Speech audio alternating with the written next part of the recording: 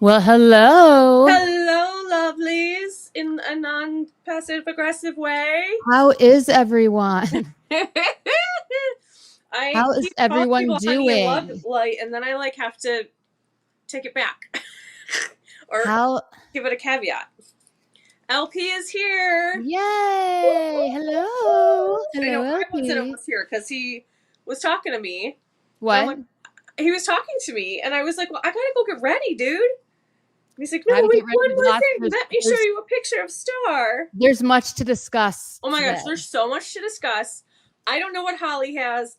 Holly doesn't know what I have, but let me just say this. This is like a cheat code for this particular co-host of Burning Bridges, okay? I always come with notes because I get frustrated with myself if I forget to say something. Like later on, I'll be like, oh, I forgot to mention that, whatever. Uh-huh. But I usually make notes in my notebook. If the notes are on loose paper, like today's are, that means it's big. That means it's like I needed. It's so like a big and a lot of thought put into it that I needed it like loose. I needed it like big and like Okay. spread out. Cool. So, All right. Well, with that, that's awesome. Glad we have a lot of notes. Yay. Before we begin, I am going to make this statement because I okay. think it's important to do. Okay. Here's the thing, you all.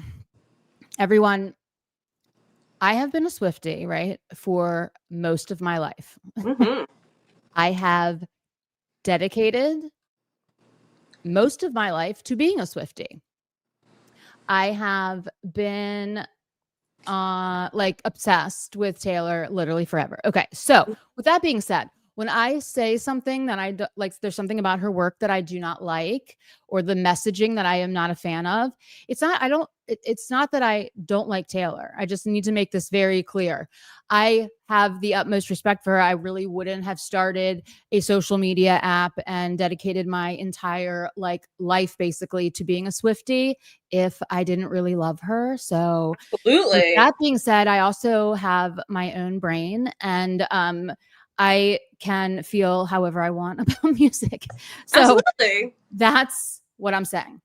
Well, it's so funny you said that because I was gonna just make a little caveat myself and just like remind people that they are witnessing our real time processing of Yeah. this album, and Right. that whatever conclusions we come to tonight could be different than last time we were here, or could be Yeah. different next time. I mean, I know I've changed my ideas on things, and this is the process, and sometimes you take it down. Right. Exactly, All right. right? It shouldn't be breaking news, but you're right. Right, right. It's like breaking So news. there Everyone, breaking news. is a lot of I've tried to stay away from a lot of the social media stuff, but there is a lot of negativity out there right now. Yes. And And I don't want anyone to think that like in our last episode that we were going down that road. We're just again, we're processing, we're thinking through things. We're just again, like you said, we have minds of our own. We're not going to like every single song. We've said many times we're not going to co-sign every single decision that Taylor makes, that Travis makes, and whatever. here's like, right. And here's the thing, like this Taylor, not Taylor Swift, the Taylor right now, right on the screen here, that Taylor, like even when her and I don't agree, it's fine. Like guys, Yeah. it's totally fine. Mm-hmm. The other thing is, it's like I'm coming at a point like this. Like, let me be your guide to the things that I have taken note of for 20 years and why this is striking me in an odd way regarding that one song that we will absolutely be talking about later, because I have major thoughts on it. I still do. So whatever. And that's just, and we'll review what I was, Taylor just brought up one of my points from the last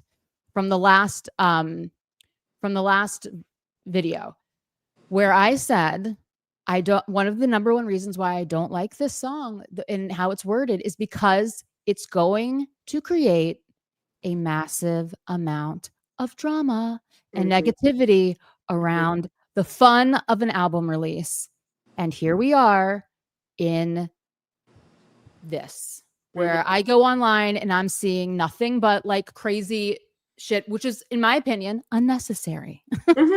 Unnecessary. It is unnecessary, and just like you know, No, I can't see when you put up the we hearts. can't see the hearts, I unfortunately. don't know why. Yeah.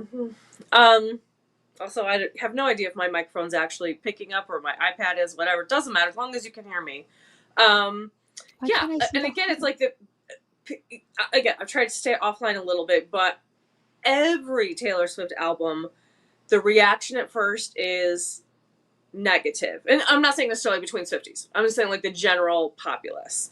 People didn't like Tortured Poets. People didn't like Midnights. People didn't, because it's always a pivot from her last album. So they're only looking at the immediate last album, or Heartless. That's and I saying, am. well, why I'm a isn't it villain. like Heartless villain. yeah, why isn't it like that? But if she put out another Tortured Poet for this album, people would say, well, why is it the same? Because these people are never, ever happy. Yeah, but my point is that this brings a new, like, I'll get into it when we get to it. Okay. Because it's just exactly what, like, it's like, yep, of course this is happening. Of course it is. And there's reasons why. And Yeah. it's stupid in my opinion. Anyway, go on. All right. So let's just start at the new theories. Okay. Well, actually, let's talk about real fast what the point of the doors were. Does anyone? Okay. You mean doors in general or the doors for the scavenger hunt? The scavenger hunt doors. Okay. Here's my understanding. It was not a Taylor or Taylor Nation thing. It was Google/YouTube thing. Oh, okay. So they screwed it up.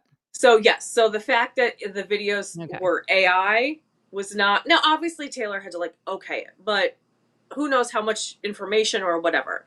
Right. So the fact that it went to a video, of course it did because it was YouTube. Okay. It was disappointing, but it was, yeah. But whatever. Fun nonetheless. Okay. Yeah. All right. So let's just start because I know that you're like foaming at the mouth to get your theories out. So I am. Go ahead. I have to officially we're baking some theory cakes. Okay. Okay, so I have two theories actually. One is pretty short and I'm pretty firm on. The other one is going to take a little bit of me talking. Okay. And I can't prove the theory because I am limited with my resources. So I'm hoping that by throwing it out there, somebody who has the ability can see if I'm right about this. Okay. Mm-hmm. So those are my caveats. Yes, cake time, baby. It is cake in the oven. time. Okay, so I kind of started this theory when we started talking about the album, and I noticed, I think we all did, that she mentions eldest daughter in two different songs. Yep. And then I noticed she mentions bouquet in two different songs. Yep. And then I noticed she mentions 50 in two different Good evening, songs. Mike. Hello. She does what two other times? 50. Oh, 50. Okay. 50 Cent and 50 answers. Okay. Well, guess what, people? Every song is paired up. Yeah. Okay. Yeah. Because duality. Okay. And I'll get into this a little bit more later, but that was part of the sticking point in my head. It was like, what was with the bookcase and everything that we went through? And is it not there? It is. And here's the first step of that. Okay. So every single song, we have either the exact same word or this almost the same mental image, basically. So I'll just go through them really quickly. Okay. And in Fate of Ophelia and Eldest Daughter, she says eldest daughter. Okay. Right. And Elizabeth Taylor, she says, what could you possibly get for the girl who has everything and nothing at all? And then later on, we have Wish List, which is basically an answer to that question. Okay. Yep. In Father Figure, we have brown liquor. Yep. And in Canceled, we have Whiskey Sour, which is a brown liquor. In Opalite, we have It Ends When It Ends. Okay. The song ends when it ends, right? Yep. And then we have actually Ruin the Friendship, which is a song about not knowing when something's going to end. Correct. Okay. Well, yeah. Okay. That was kind of my biggest stretch. Maybe somebody can come up with something a little bit more concrete. In Wood and The Life of a Showgirl, we have bouquets. And in which one have? Oh, and in Ruin the Friendship and The Life of a Showgirl, we have the 50. And in Actually Romantic and Honey, we have honey. Now, here's the twist is, of course, the life of a showgirl, the track has two. It has the 50 and it has the bouquet. Because it's got Sabrina and it's got Taylor, I think is why. Well, and it also has doesn't it have honey in it also? Don't think so, but I would have to, I can look. There's one that like I know that like Actually Romantic. Oh, maybe it's Actually Romantic has honey, and then yes, Actually Romantic has honey, and then honey obviously has honey. Yeah. Now I will say, I should back up a second about how I came to all of this, or how my brain started working in this. I decided to take yesterday and kind of step away. Ooh, yeah. Yes, that's very smart, very good. Totally. I decided to step away, listen to other music, try not to get too much into the social media. I just needed like my brain to have some space. Right. And what it allowed me to do is sort of be above the trees and see it for what it is. Uh-huh. And I found the Taylor Swift in it, and I found the showgirl in it. Yeah. Okay. And part of what helped me too is we had a comment from a user, Fairies Rock 900. Mm-hmm. Yep. And they said that in Father Figure, she says, I protect the family 6 times. I said that. Yes. And like, it's the albums. Yes. Right. Okay. Yeah. Well, I don't think we talked about the fact that it was 6 times that she said it. I didn't make that connection. It's like she refers to her albums as family members. No, I understand that, but that wasn't where my head was. But the fact that she says it 6 times, that's such a Taylor thing, and that confirmed it. That got my brain going in a different direction. I think in terms of like looking for those Taylorish things. So that's the first thing. Can you define Taylorish thing? I'm confused on what you mean by Taylorish thing. Like being very specific in terms of how many times she says something, the way that she will call back to past songs and past ideas and carrying ideas through, using the numbers, using the musicality, the lyricism, all that kind of stuff that we know her so well for, that I just didn't see at first. Okay, gotcha. All right, I understand that now. Yeah, and speaks to me. Yes, exactly. Their album covers. Yes, totally. Yeah, because like even like through her whole career, she's talked about her albums as family members. And at the Eras tour, remember, like she's like, the last time I saw you guys, it's been a while, and we've had 4 additional new members to the family since we've last been together. Folklore, Evermore, Midnights, Torture Poets. So it's like, yes. So now here's another question. Do you think that this is the reason why finally there's an explanation for why some of the titles are white and some of them are black on the backs of, like, do you know their colors, like they're linked by the words? That would be amazing. I was doing this little run through of why that was happening, and I'm like, I wonder if it's because like if it's like the duality of being a showgirl, like the person on stage versus the like on, when you're performing, you're thinking of something one way, or when you're in like when you're wearing like business hat mode, you look at things one way, and then when you're in your actual self way, you look at things a very different way. You know what I mean? And I'm wondering if that's part of the duality on this album. You know what I mean? Maybe. Maybe. And I'm sorry, what were you gonna say? Yeah, just like you wear different hats in your life, and so those different hats come with different roles and different perspectives. Like what's good for a business, for you business wise, versus what's good for you as an individual is oftentimes very different things. You know what I mean? Absolutely. What I have not had the opportunity to do, because I've been just going on this all day, is to really sit down and think about those songs that I found the connections in.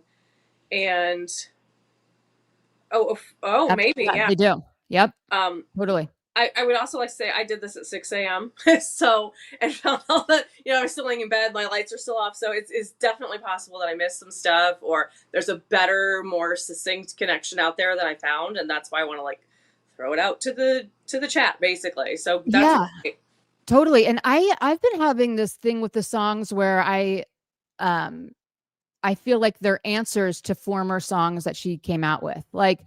Um let me give you an example. One Mhm. was the one that I had today that I was like, oh, okay. So yes, Ruin the Friendship.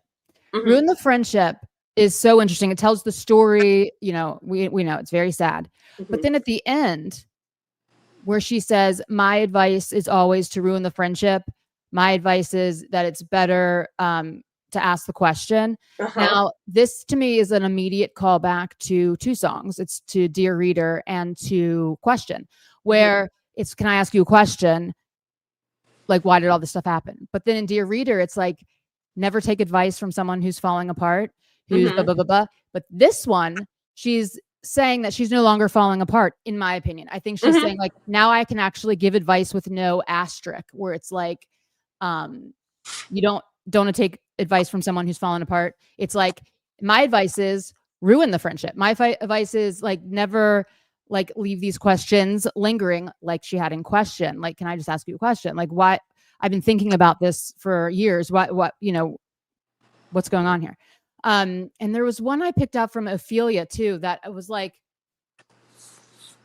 and it has to do with grave, and that's why I started coming up with it. What Mhm. it was, hold on, you saved me from my, it's a callback to Tortured Poets Department. I'll think of it in a second. I didn't write it down. But I think that I think the songs here are even almost in song form, some sort of reminiscing about different eras. And I think that's actually how um, I think that's how she connects it into the Eras tour, is that because she was performing all the different eras that night, she had to go back into her head, I feel like, when she's performing, and kind of like remember that when that music came out. And I think that type of moving back in time in your performance leads to questions Mhm. backstage and reminiscing about different time periods. That's what I think your theory is what she means when she says that the story wouldn't be the same if any of the songs were taken out. I understand. Yeah. Okay. Ruin the Friendship is now. Yes. Yeah. Yeah. Yeah. Can I ask you a question? I will ask you a question. Right. Exactly. Mhm. Right. Um, and I think that it's hold on. Are you thinking of Cassandra? Okay. Yes. Yes. Yes, I am thinking of this. Cassandra and the Albatross, and even to some extent the Prophecy, where she is summoning like almost witchcraft, like this, not witchcraft, but like, you know what I mean? Like this The fake. spiritual, yeah, like Mhm. side, like the metaverse, or not, you know what I mean, metaphysically, Mhm. like she's saying all these things about like, I need to change the prophecy, please, I'll do anything, I'll spend my last coin, Mhm. right, because all I want is like a hot friend, a best friend who I think is hot, you Or know what I a mean? hot friend. Like Either. all of these things, there's a resolution that I'm sensing on this album, linking back to all of her other albums. Cassandra, she was in her tower weaving nightmares. The Albatross, she was in her tower there. She was saved from her tower Mhm. in Ophelia. That was the connection that I was making. She's like, you Good. saved I me. love it. So And it's very possible there's a lot more. yeah, Definitely. like I think that yeah, fate. Yes. Like Mhm. it's a fate and destiny type of situation, where in this album I feel like she also has like a resolution to the things that she's been truly like pondering and asking and searching for her entire career. Like her entire career. Mhm. And I think that is one reason why it sort of sounds different um in the writing a bit. because it's not this longing for, it's like everything, like Mhm. there's a lot of resolve. Mhm. And I really I love that part. And I will say that for like most of this album I love. So everyone who's like saying, Holly, you don't like the album, you don't like the album, I do. I love most of it. There's parts that I don't like, you know what I mean? But that's cool. You know what I mean? That's fine. It's all good. I'm sorry that you're even getting that pushback. I wasn't aware Yeah, of that. it's fine. Like I know, but it's all good. frustrating when people are misunderstanding you. Well, it's fine. I mean, because it's like, you know, everyone wants, like, listen, again, I don't have to say this again, but like, I'm a diehard Swiftie. We all know this. Okay. Clearly devoted my life to it. Mhm. All the whole thing. But that it does not mean that I have to love everything. And I don't love everything. I mean, No, and you know what I mean? I think So I said this in the last one. Like, if you're not critically examining things, then it is a cult. You know, like you're just accepting whatever is said or given to you. I just there yeah. are songs I don't like, and there are songs I don't like that a lot of people love, and that's Yeah. okay. And that's cool. Yeah. That's cool. What is the prophecy? The prophecy was that she was fated up to end up as Ophelia. Exactly. And he changed the fate of he changed her fate. He took her out of the tower. He took her out of that horrible place where she was, you know, when the world hated her and like all the questioning and like I'll never find love and you know what I mean? And Yeah. she was headed towards Ophelia territory and he saved her.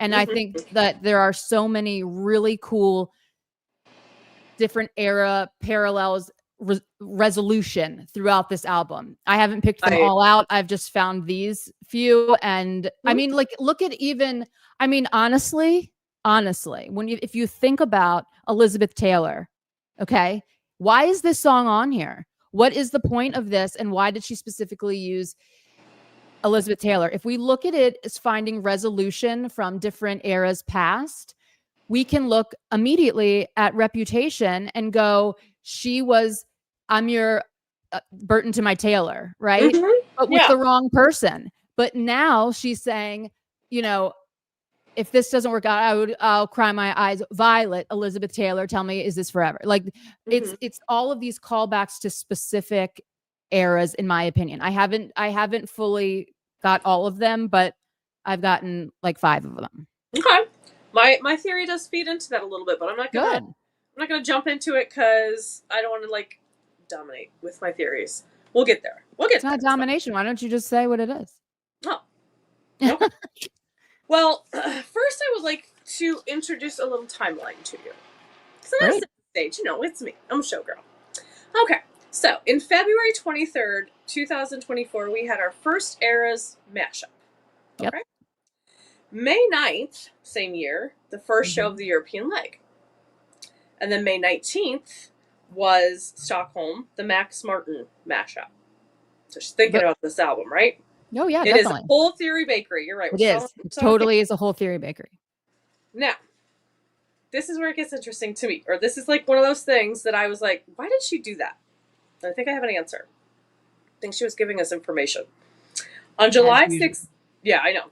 On July 16th, the instrumental "I Can Do It With a Broken Heart" drops. Oh, okay. Why did she put that out? Weird choice, right? Okay. Yeah. Okay. No, she's never put an instrumental out before. Anyway. Yeah. So then August 20th, about a month later, the last show of the European leg. So basically she's done with this album. August 13th, we have Taylor on New Heights. We have The Bookcase.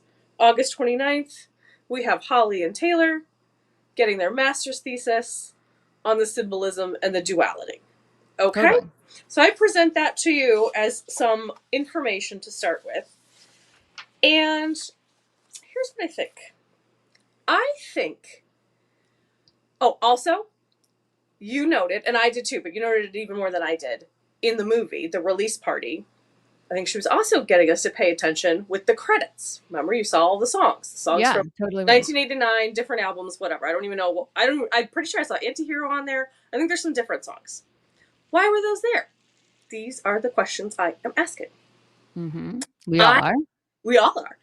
I think her past songs are interpolated or somehow woven in to all of these songs. Well, hello. Yes, last times. You guys are crazy. Like, you guys are crazy to me. Go on. As well as other people's songs, like Okay. Superstition, right? I think these are essentially mashups, but they're not lyrical mashups. They're sonic mashups. And I think that because she had Max Martin, she knew Max Martin and Shellback were going to layer all this stuff, right? So she can twist the song, she can slow them down, she can change the key back and forth so that we can't really tell that they're there. Oh my God. Do you not remember me saying this in our last live and everyone was like, no way? That her old songs are in there? Yes. And I'm like, I think they're interpolated into the things that are on the track. They're interpolated into each of these songs. And I'm going to be a total nerd and like listen to them all very slowly and see if I can find all the 1989 songs in here. And why is this the first album that I can hear distinctly other musicians' music in? And I remember you said that part. I don't remember you saying the thing about it. So I apologize. Obviously, it sunk into my brain one way or another. It was in the third hour. I will tell you that. There you go. It was in the third hour, everyone. At that point. Review the video. Yeah, I totally believe this. Yes. Okay. I totally remember. But just a step further than that, I think that she gave us clues as to what songs are in the songs. Okay. Not just in the credits of the movie, which I don't think we'll have access to unless somebody recorded them. There are titles of songs in all these songs. Yep. Okay. All right. Like Question, Haunted.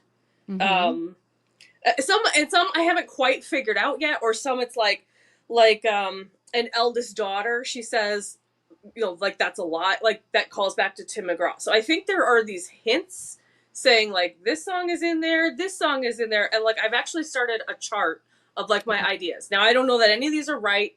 I don't know that any of these like sonically fit or anything like that. I don't have the technology or the ear to be able to, undo the layers and hear all things, because it's probably going to be, like I said, like they're going to be changed. They're going to be manipulated. Definitely. Yeah. So, but it makes sense to me then, like why. I mean, obviously she enjoys working with Max Martin and Shellback, but I know. She needed what is their abilities to layer to be able to do that. So I think you're absolutely right. I apologize. Again, like I said, it obviously sunk into my brain. But like I feel like that's the showgirl. That's her experience of the Eras Tour. It's all in there. Yeah. There's so much alluding to the music side of it, the music, the counts, the key. Music is in a key, and the key is the home of the song. Like it's also like music is the key to her life. I mean, true. Like, yes. Do you know what I'm saying? Music is the key to her life. However, also, I do believe, like, from our last live stream where I was like, there's just something that's hitting me so odd about all those credits with the different songs. And that's what led me to start thinking, well, let me just like listen to these. And then I started like making parallels from songs to other eras.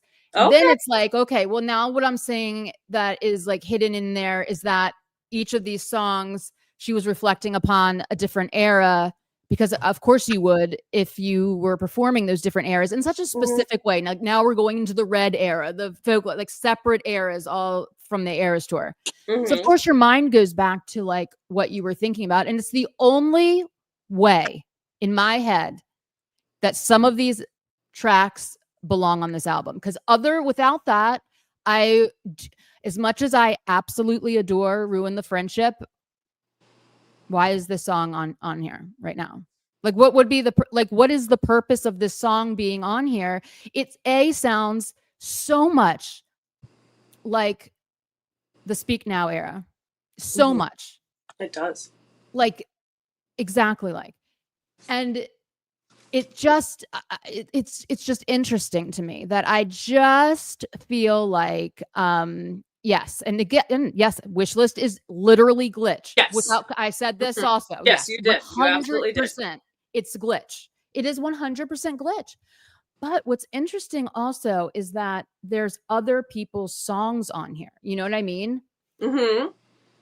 I can tell you that what? I can tell you. Mike, can you explain what that means? Maybe we missed a comment. Maybe we did. That Say confirms. in the credits of the music video, it says Sabrina Carpenter dazzles, does not confirm she was the one referred to in Clara Bow. Interesting. Oh, yeah. Okay. So, yes. Sorry. The scene. With Kitty Finley, which is her mom's dog. Yeah, with the rope. Mm-hmm. Okay. Can we explain what I'm confused on what the question is, or like what I can you just clarify, because I don't want to mess it up. Yeah, we're still getting used to the technology. Well, and I just want to make sure that I'm hearing it correctly. Sure. Say in the credits of the music video, it says Sabrina Carpenter dazzles, but does not confirm that she was referred to in Clara Bow. Okay, so I still personally believe, if you're saying like, is she referring in Clara Bow at the end of it, is Taylor referring to you look like a Taylor Swift? Like, who is she referring to? Is that what you're? I think that is what they are asking. Because I think that was Olivia Rodrigo. Maybe it could be Sabrina also, because you've got edge she never did. Because like Sabrina's got edge. Yeah, it would make more sense if it was Sabrina. Mm-hmm. Yeah, or the chalkboard in the back of her with the rope. That's the 12 tracks. It's just the first letter. So yeah. F for father figure. Okay, gotcha. So that's all. I'm pretty positive. All of the Easter eggs, everything, the doors, the locks, the flaming heart, everything, it's all refers to lyrics in this album. I could be wrong. Obviously, there could be lyric or Easter eggs for future, but there are just so many over and over and over again Easter eggs that refer back to this album. I think she just kind of keeps like pulling our focus.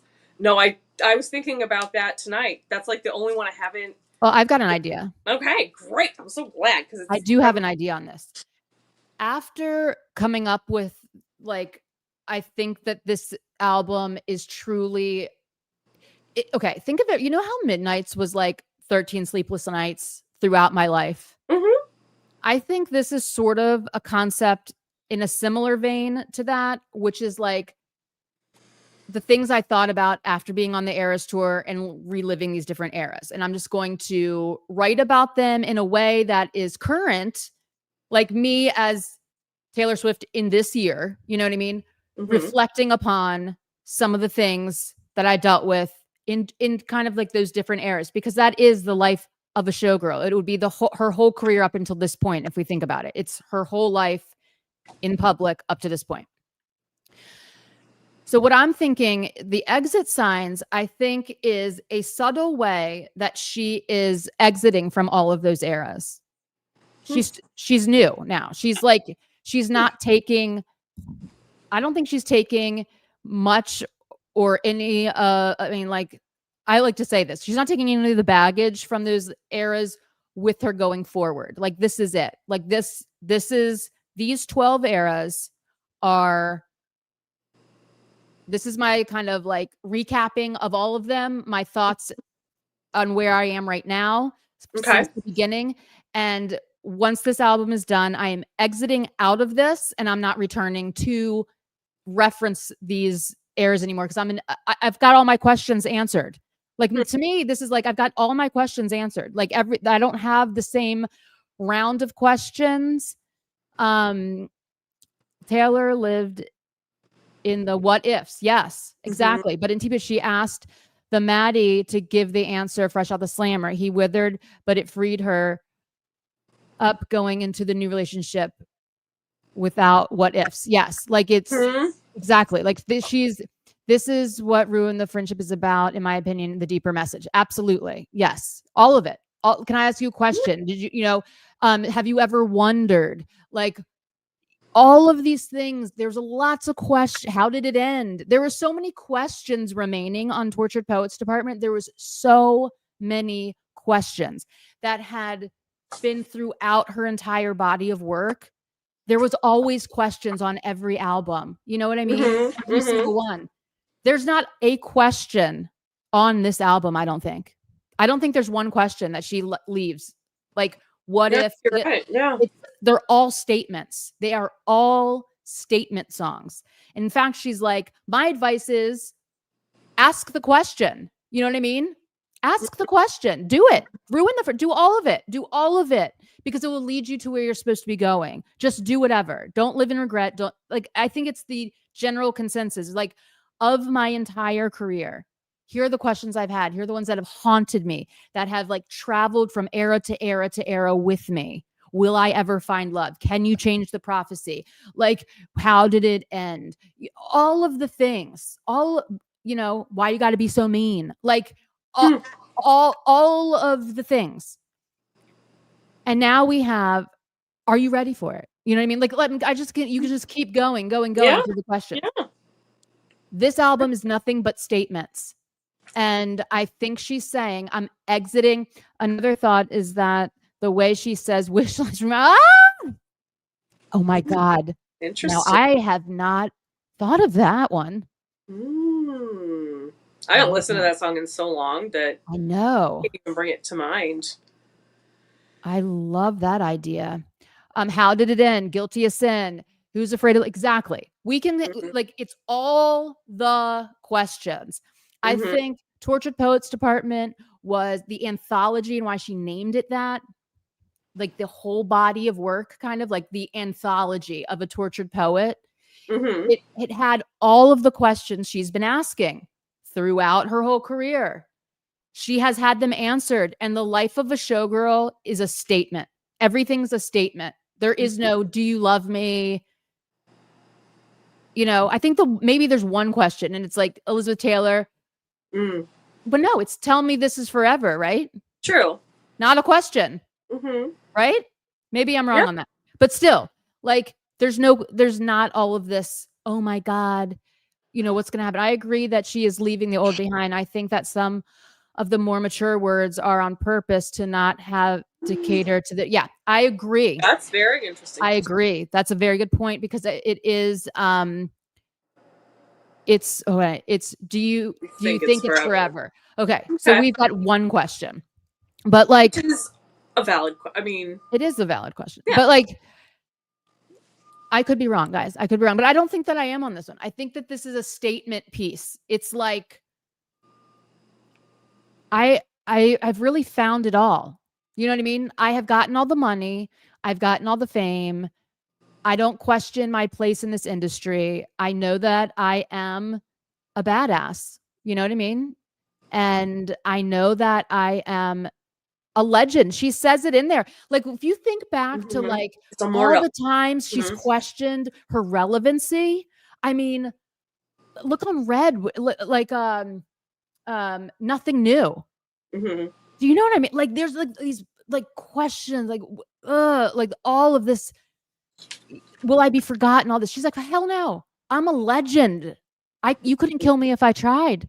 If you tried, because I'm a legend. Legends never die. That's like it's such a bold, cutting, ending statement for this album. Is like, you guys are wishing that I would die, but here's the thing. Even if I died, I would never die. My legend is forever. I'm immortal. She says it. I'm immortal now, baby dolls. I couldn't if I tried. So deal with it. I'm not, I mean, I did this. And it's validation to herself. Like, yes. And I think that's where some of this like extreme confidence is coming from on this album, this like ballsiness that we have not seen from her. Right. Like in a whole album of ballsiness. And I think that's where it's coming from. Excellent. But I don't know. What do you guys think? I don't know. Maybe I'm wrong. What else are you? What other theories do you have cooking up over there in your bakery? Well, those are my main theories. I do have like other little tidbits here and there that I've kind of put together. Like in The Life of a Showgirl, the bridge is a patter song. And I just love that so much. Like, it's just perfect. Like, there's so many nods to things. And it's a Jonas Brothers song too. The whole entire Life of a Showgirl is literally Cool by the Jonas Brothers. I said that on our last live stream. You did. Everyone goes and listens to it. But he interesting though. Hold on. Interesting. When we're looking at this album through the lens of tying up all loose ends and kind of like how things have changed, remember that when she was dating Joe Jonas, he was I would say that his star power was greater at the time, greater than Taylor's. Yeah, I think that's valid. You know what I mean? Like, I think it was greater. Not for long, but at that time period. Mm-hmm. Or even if they were equals, who cares? Like, even if they were equals, what she's saying now, and if she purposefully used that song Cool, which I think that she did, because she also, in Eldest Daughter, talks about how she's terminally afflicted by being uncool. Mm-hmm. Right? So she uses the song Cool in the background with her message being that I'm the greatest legend. Like, you all have faded. I would say that we can all agree, right, that the Jonas Brothers are not relevant. Mm-hmm. Right? For sure. Okay. But here all these years later, she's still kicking ass, and her star power keeps growing. And I think that when she's like, all of you people that have said like, oh, indie rock, that's much cooler than mine, and Taylor Swift is over and she's just a fad and she's and I'm more popular than you. She's like, well, you know what? Great. But like, literally, I will be spoken about in 400 years from now, and you will not. Mm-hmm. No, I mean, Absolutely. they won't be. What is anyone thinking about this? I've been listening to so much showgirl lately. I forgot the lyrics to Dear John. Yep. I know. Oh my God. Where are the Jonas Brothers? That I am older, but I never thought they were that big. Yeah, right. They weren't that big. And like, there's no one bigger than Taylor Swift. Mm-hmm. I mean, just there's not. So they're sort of big to a particular audience. Yeah. Mm-hmm. But it's just overall universal, like, I mean, this album sold 2.7 million copies in one day. Okay, like this is unheard of. Like, this is unheard of. It's just she's the biggest. You know what I mean? Mm-hmm. And so I think this is like my final conclusion is I worked harder. I did all of the stuff. I never gave up. I went through many ups and downs. I've been canceled several times. I have dealt with adversaries, stolen music, rebuying my master's, biggest tour of the ever. And at the end of this all, the life of the showgirl, I'm wrapping this up with I'm a legend. And all the little baby dolls, you want me to die? Good luck. Good luck. I mean, you can't, you know what I mean? Mm-hmm. You can't kill my legend. And so I think that's like the empowering message of this. There is messy spots on this album, without question, in my opinion, like, ooh, we didn't have to do this. But for all in all, I feel like this is an excellent album. I really do. I love most of it. I love the sonic landscapes. Mm-hmm. I will be very interested to figure out like where these other songs are hidden on here. And I will be very interested to, I hope we can figure out why she chose some of the clear sampling of other artists without having to mention it. Like Jack Antonoff said, if you're that big, you don't, right. Exactly. But she does work this hard. And that's that is the crazy thing. And Jack is right. Okay. So speaking of Jack. Okay. I just have to be honest with you guys. I have been wondering, hold on. This album slaps if you put Skip on Daughter. No. Yeah. I'm not, it made me cry again today in the car. Okay. My least favorite songs on this album are like Wood is my number one least favorite song. If it had all different lyrics, I love the song. I love how it sounds. I don't like the writing of it. It's just like, but I don't like that one. I am not a huge fan of Eldest Daughter. I'm really not, because I also The like bridge. The bridge is the like bridge is gorgeous. The gold. bridge is spectacular. I will give it that. The bridge is spectacular. The rest of it seems very messily written to me. I don't know. Like I am having. I remembered you said that. I went and I looked at the lyrics, and I really do feel it tells a clear story. I don't. I for some reason the music part of it doesn't seem to. It makes, like, if you just look at this, which I'm sure you've done, if you just look at the lyrics, for me personally, I was able to see the through line of the story a little bit more. Absolutely. So I love this point on that Mike just made. Absolutely. Without question. And that is the life of the showgirl, isn't it? Like, it's, or show people in general. The abused groom, you know, dynamic is George Michael too. And George Michael, absolutely. Mhm. Absolutely. Without question. I cannot wait to figure out why Weezer's Beverly Hills and or Where Is My Mind by the Pixies, unless it's like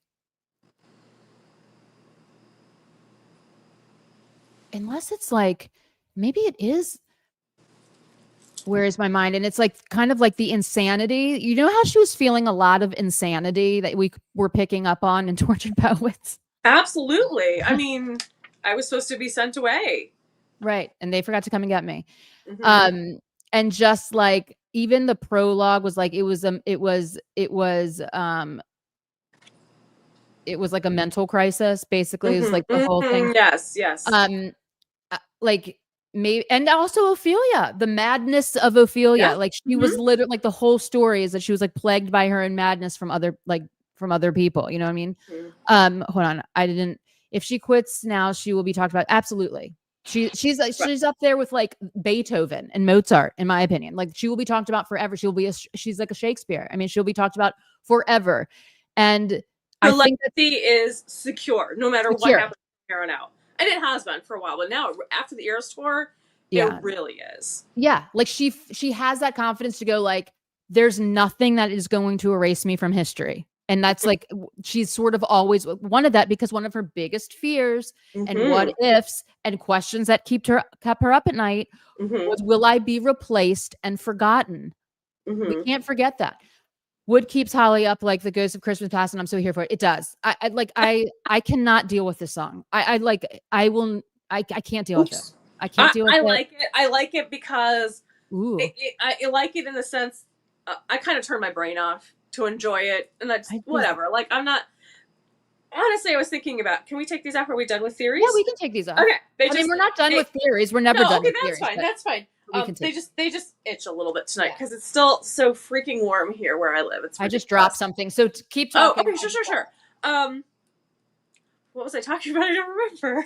I don't remember what I was saying. Oh my god, I'm so tired.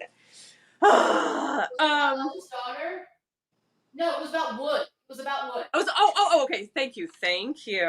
I was thinking, like, with all of her glitter gel pen albums, I always kind of run hot and cold with them. Like, there are songs that I really, really love, and there are songs that I would be fine if I never hear them again. So I think that I went into this album with enormous high expectations. Of course I did. It's Taylor Swift. We all were. And I forgot that.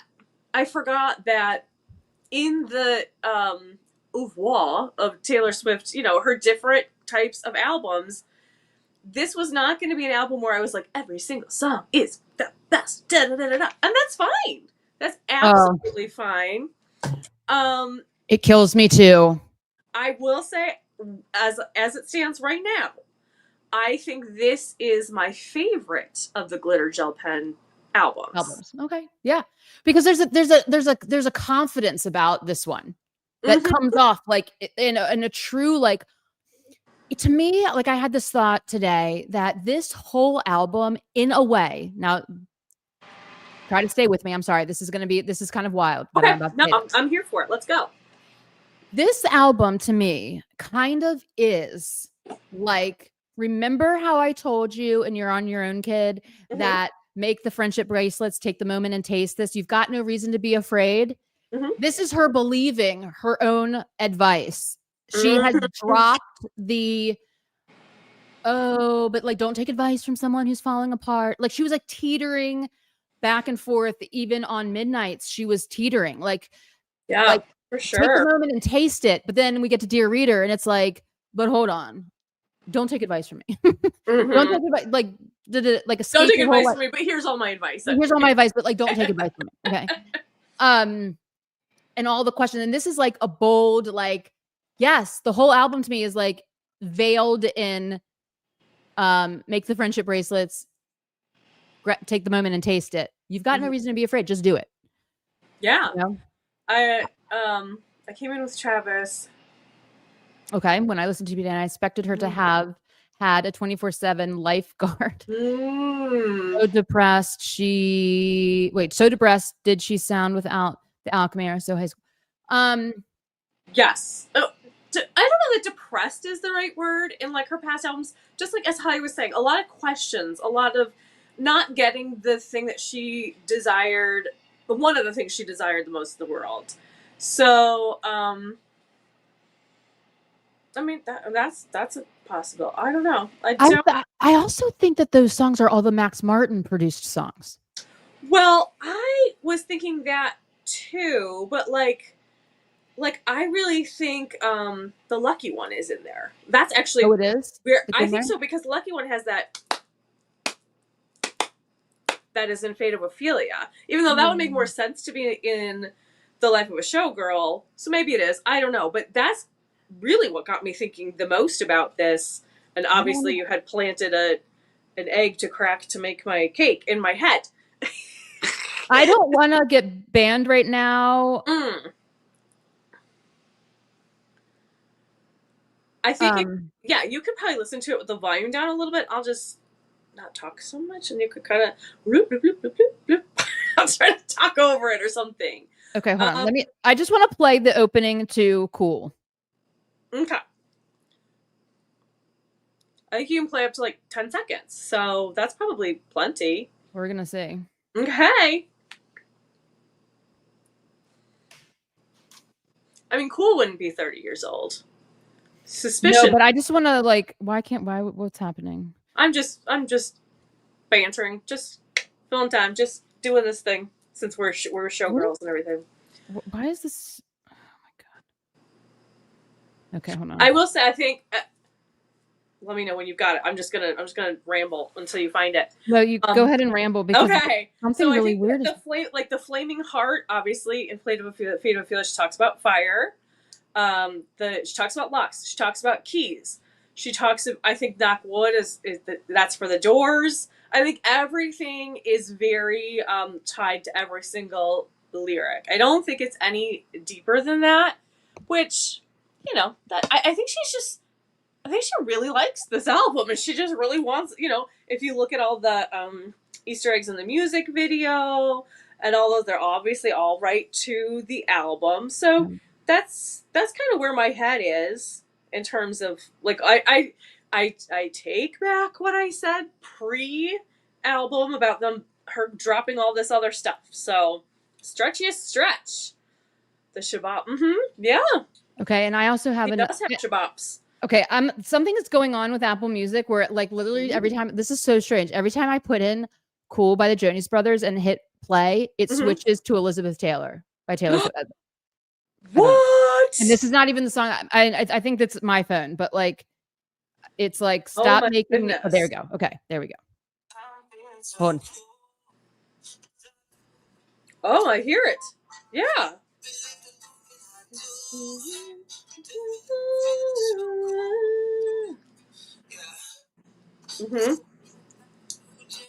Right? Yeah.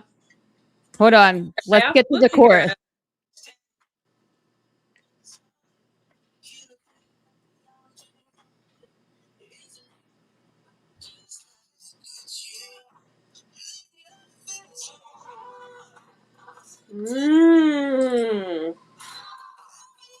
Right? Yeah. Can we hear this? Yeah, I absolutely hear it. Lovely bouquets. Okay. Yeah, I hear Just it. saying. Just My saying. microphone is officially, it was working for a while, and now it's like blinking. And I swear to God, if it's dying on me and I just bought it like 2 months ago, I'm going to be very upset. Come free the earliest. Oof, okay, well, I'm just going to trust. See, I was thinking that they were changed enough, but I mean, obviously they're not, because you hear them. I hear them, so I don't know. But, and it's interesting that she hasn't like explained that part of it yet. Is she waiting for us to figure it out and then she'll confirm it, or she's just gonna have it be what it is? And like like so many other things, some of us believe it and some of us don't. I don't know. And I'm wondering, because I looked in the credits of the album itself, because I'm like, they would be listed here, except maybe they wouldn't, because she wrote them and she owns them and she wrote them with Max Martin. So I think it would That's be what I was. redundant, and they don't have to. Don't have to say that. Now let me just play this. Oh, don't even get me started on Need. I love that song so much. But yes, I agree. It does have a similar kind of the escalation. Now, when we talk about Actually Romantic, I just need to play the beginning of this. Yeah. Because it is a mix between these two, and I don't care what anyone says. And I don't know why. So here's Beverly Hills by Weezer.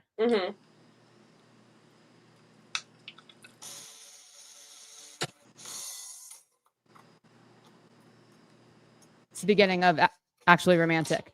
But even more so, and this has never happened to me before with her music, where I can hear complete other songs. Yeah. Stop.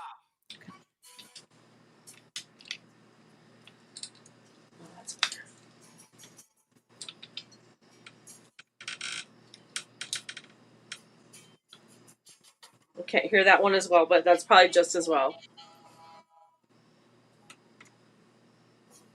I don't know. It's weird. It's like Taylor's version. Yeah. Yeah. I don't know what's going on. I mean, why are they mentioned? Yeah, and why are they mentioned in the movie, and why are they not mentioned in the why aren't they mentioned in the liner notes?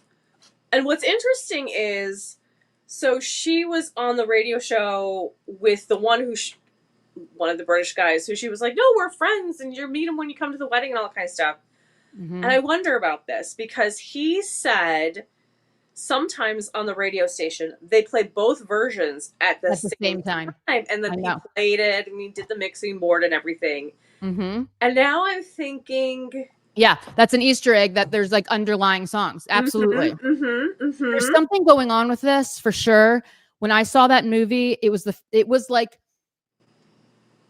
thing that stood out to me the most, was like that last part, like the credits. And I remember I had a conversation with you afterwards. I'm like, did you see the credits at the end? Like, and you're like, no. And I'm like, why the fuck did they have? No, I did see them, but I didn't I didn't sit and watch them because I had to go to the bathroom.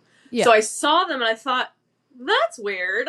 But then I had to skedaddle. I wish I had recorded it or something. Me too. I wish I did, because it was so weird. Yeah, like, it was weird, and I really want to know what songs were on there. Blank Space was definitely on there. No, it was. There were a lot of 1989 songs, but I just for some reason really feel like Antihero was on there too, and that's not a Max Martin song, right? That's weird. That's Jack Antonoff.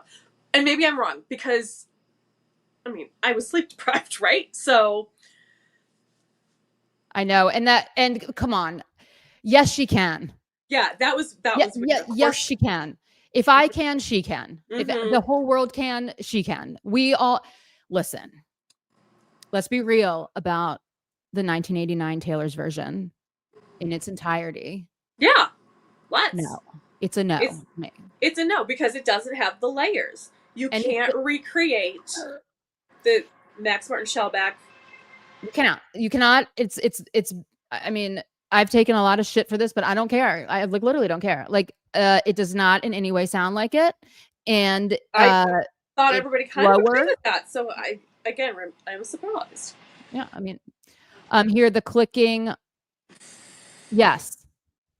Yes. I hear. I don't really listen to Shake It Off And anymore. I can't Forced to by the children. deal with what they did to Style. To me, is so absolutely unforgivable. Yeah. Although, and I'll say it every time I say this, what they did to I Know Places is extraordinary. Yeah. And clap and I cheer for I Know Places Taylor's version. Okay. Well, yeah. I mean, that is good. That is good. And the whole vault is outstanding. The vault is the best vault. Yes. Best vault. Okay. It's the best vault. So, all right. So, okay. Do you want to dive into the actually romantic of it all? How are you feeling about that a couple days out since last we discussed it? We've had some boots on the ground giving us a little bit of maybe some more information. How are you feeling about all of that? Are you still in the same place, or hold on? I'll tell you in a second. Darren, thank you for saying this, because I am the biggest stan in the universe for I Know Places Taylor's version. Like, I'm deeply obsessed with it. Everyone knows it. I love it. I love it so much I can't even handle myself how much I love it. Okay. I'm sort of in the same place because I went and did my own research. Okay. And here's my point that I want to make about this. My point about this is that my issue is unnecessary drama, is like what I'm going to be titling everything that I'm about to talk about right now. Okay. Do I like the song in and of itself? Yes. I think it slaps for sure. Like, I love it. Okay. Great. Here's what I don't like. And again, this is why I feel this way. Taylor is very good at using her ability to diss track in a very powerful, pointed way. That usually, this is the only time it has not.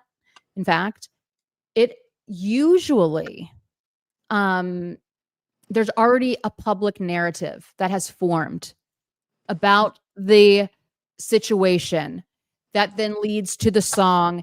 Then the song is usually viewed by us and everyone as victorious and well-deserved, right? Victorious and well-deserved. So when she puts the effort in as the most powerful singer on the planet to create a diss track that's so obviously about someone, and I'll go through every single reason why this is about Charlie and Charlie alone. Oh, okay. Charlie alone. When she does this, and now her fan base, meaning us, the Swifties, have to deal with an endless amount of hateration from other fan groups. And what is our rebuttal? Because we don't really have one. And this is why I don't like this song, is because it's like the situation wasn't public enough for us to be like, oh, well, it's justified because blank, blank, blank, blank. And we can say, okay, we can say all we want about Charlie saying, you know, she didn't like singing to 5-year-olds on Reputation. We can say the thing about the arm with the friendship bracelets on it. But we can also say that Charlie came out and said, I don't want my fans doing any of this. This is not acceptable. And no one should be hating another artist like this. And I do not condone it. We could say all of these things, right? So when there was no one's talking about Charlie XCX and everyone literally has forgotten. And I would like, if I had forgotten about Charlie XCX's involvement in any of these little peep, peep, peep, like whatevers, it's like, to me, it's not big enough of a situation to now have this shitstorm of all of this negativity. You know what I mean? And this is what I was like, it's unnecessary because now we're going to do all this negativity and we don't have like genuine receipts to like back it up, because of course, obviously shit was happening behind the scenes, clearly, but we don't know about it. And so now we've got to deal with these people that are like attacking everyone and like saying all this shit. And that I never want anyone talking shit about Taylor Swift. This is my whole point. Okay. Yeah. My whole point is like, I don't like when people talk shit about Taylor Swift. It really pisses me off. Okay. It really pisses me off. And so, yes, you might be saying, well, Holly, aren't you talking shit about her right now? No, I'm saying that I think the song choice was dumb because we now have to deal with this. And if the, like, here's the other thing. And this is, I think my biggest point Okay. is that when all this stuff was happening with Charlie XCX, when, you know, she said the stupid thing about reputation, and she said the thing of, like, there was the friendship bracelet, you know, all those little I feel like they're like catty little nothings. Do you know what I mean?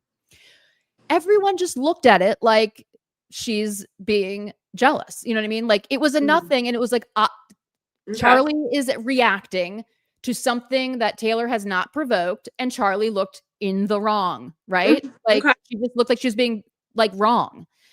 And we dismissed it. You know what I mean? Like, oh, it's her just being whatever. But now we can't say that there's been no reaction. We can't say this, and that makes us go on the defensive. And I don't like when Swifties have to be on the defensive. I like when Swifties are on the offensive. And that is where I like being. Wait, so are all British drug addicts dogs? Oh my God. Yep, I know. Exactly. It's interesting. There's a lot of parallels.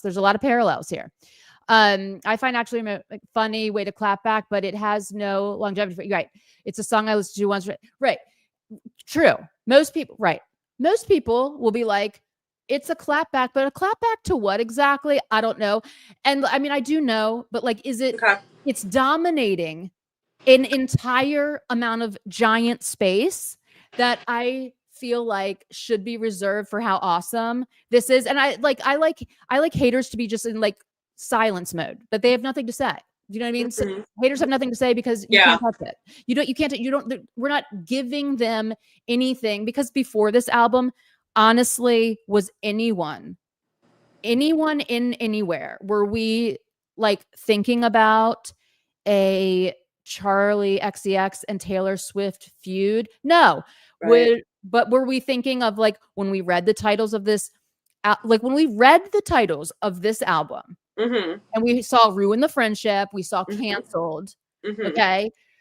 Did we think at any point that this was going to be about Charlie XCX, or did we go down our normal list of people that this would probably be about? We knew that there would probably be a Scott Borchetta, a Scooter Braun, there could possibly be a Kim Ye situation going on. This is our normal list. Why? Because the evidence has been documented and verified and in the public domain and obvious, and therefore they could be on the chopping block at any point in time, because Taylor has won the narrative because they truly wronged her. Okay. When I will say, I did hear some before the album came out stuff, people who, I don't know that they're Swifties even, but we're saying like, will this be about Charlie XCX? And because it leaked. Oh, maybe that's why. Okay. All right, that's fair. See, because, you know, obviously I stayed away from the leaks, so I didn't. Yeah. Okay, all right. I didn't watch it. Like, there was leaks, and there was a lot of Charlie's group like promoting the leak. Okay. Well, that makes a lot more sense then. Okay. All right. So, I barely know Charlie XCX, and I don't hate her, and I doubt Swifties will attack Charlie directly. The main problem is when Taylor writes a song about you, there is no rebuttal. This is very true, that there are like very little rebuttals that you can wage against this Taylor Swift machine.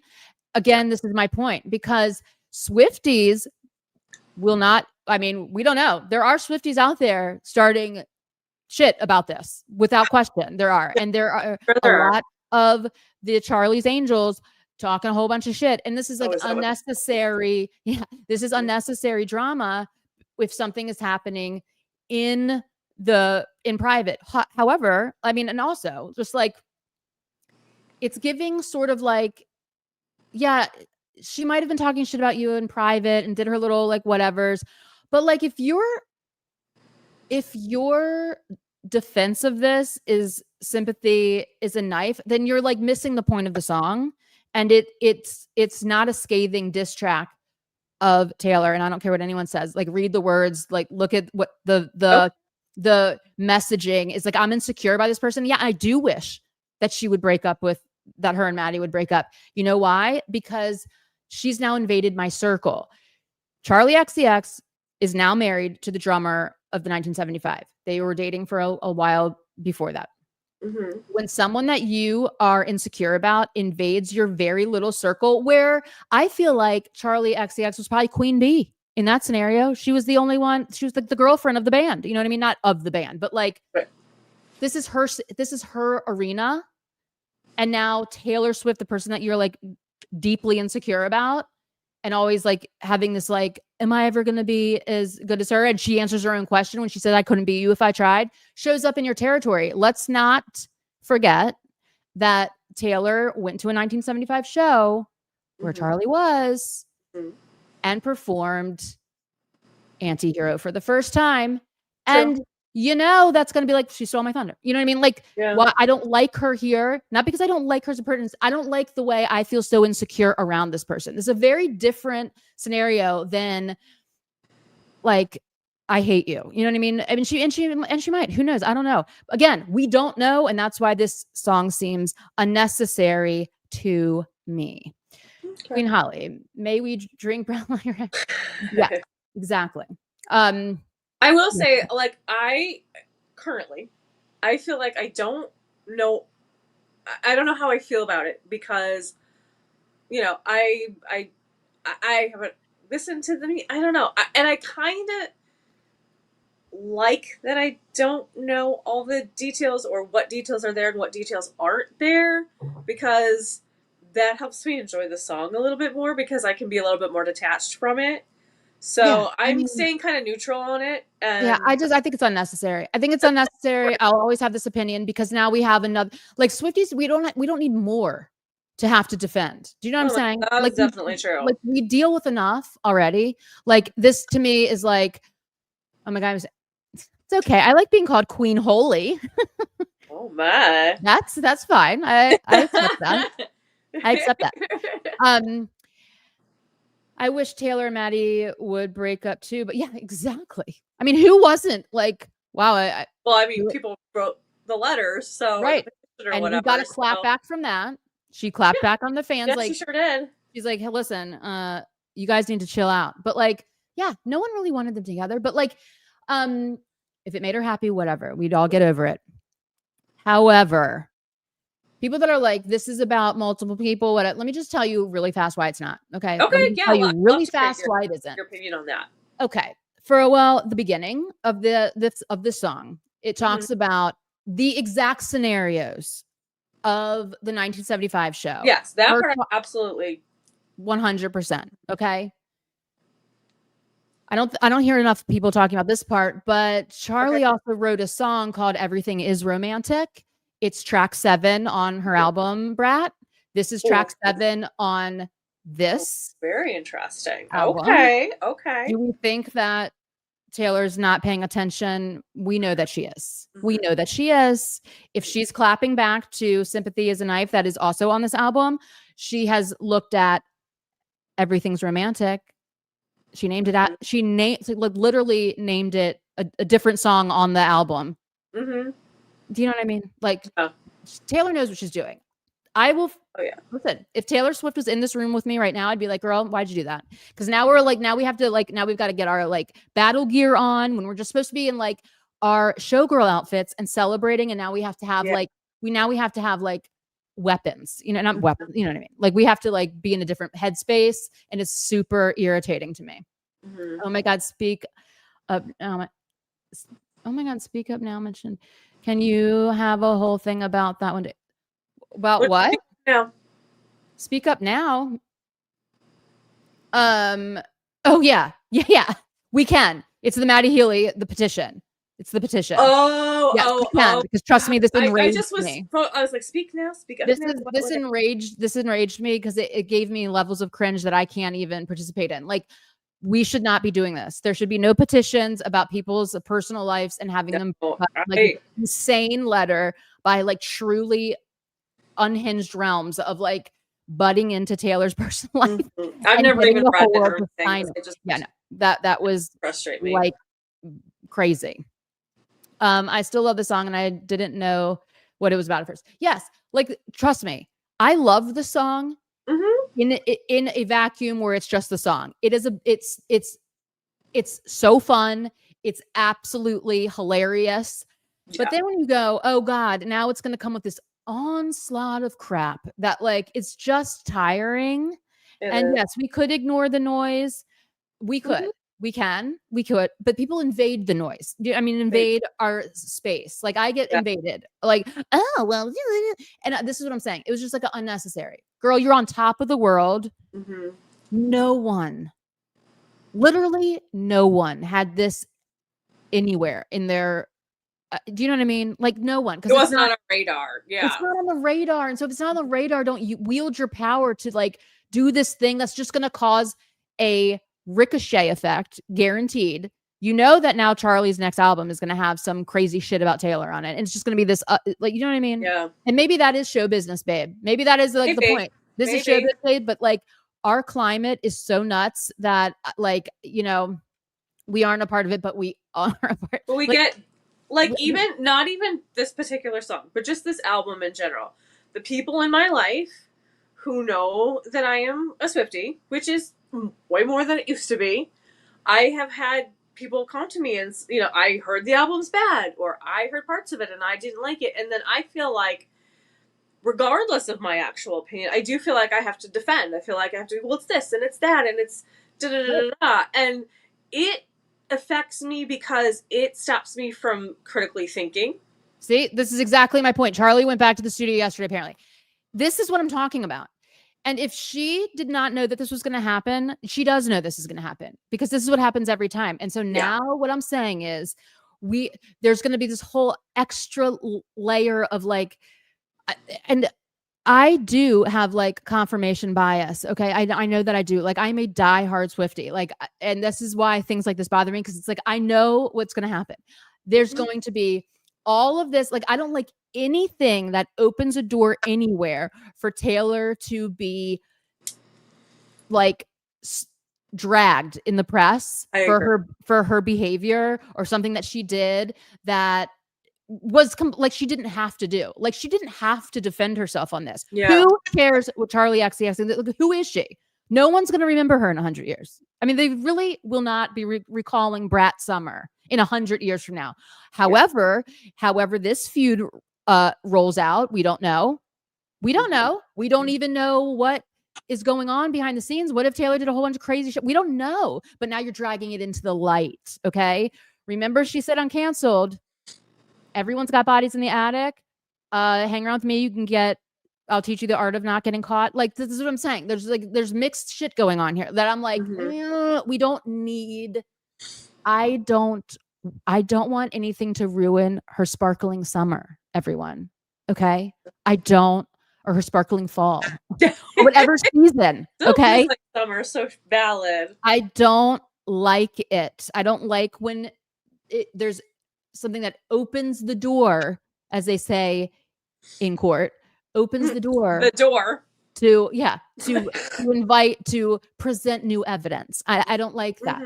This could have been nothing, and Charlie could have just looked like a pick me, I'm trying so hard, and just tweeting into a vacuum about how I'm obsessed with Taylor Swift and how I'll never be as good as her. Leave her in that mode, okay? Just leave her in that mode. Don't give her. Can I put it in different words for you that make sense in my head? Is that it's not that you don't love Taylor. Obviously you do. We all know that you do.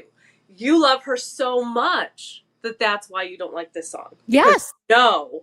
Because consequences. So correct. You are saying these things out of the enormous amount of love that you have. Because I don't like when she gets dragged, and I don't like when I know in my head, like, this could have all been avoided if you didn't write this song. Like, so no one.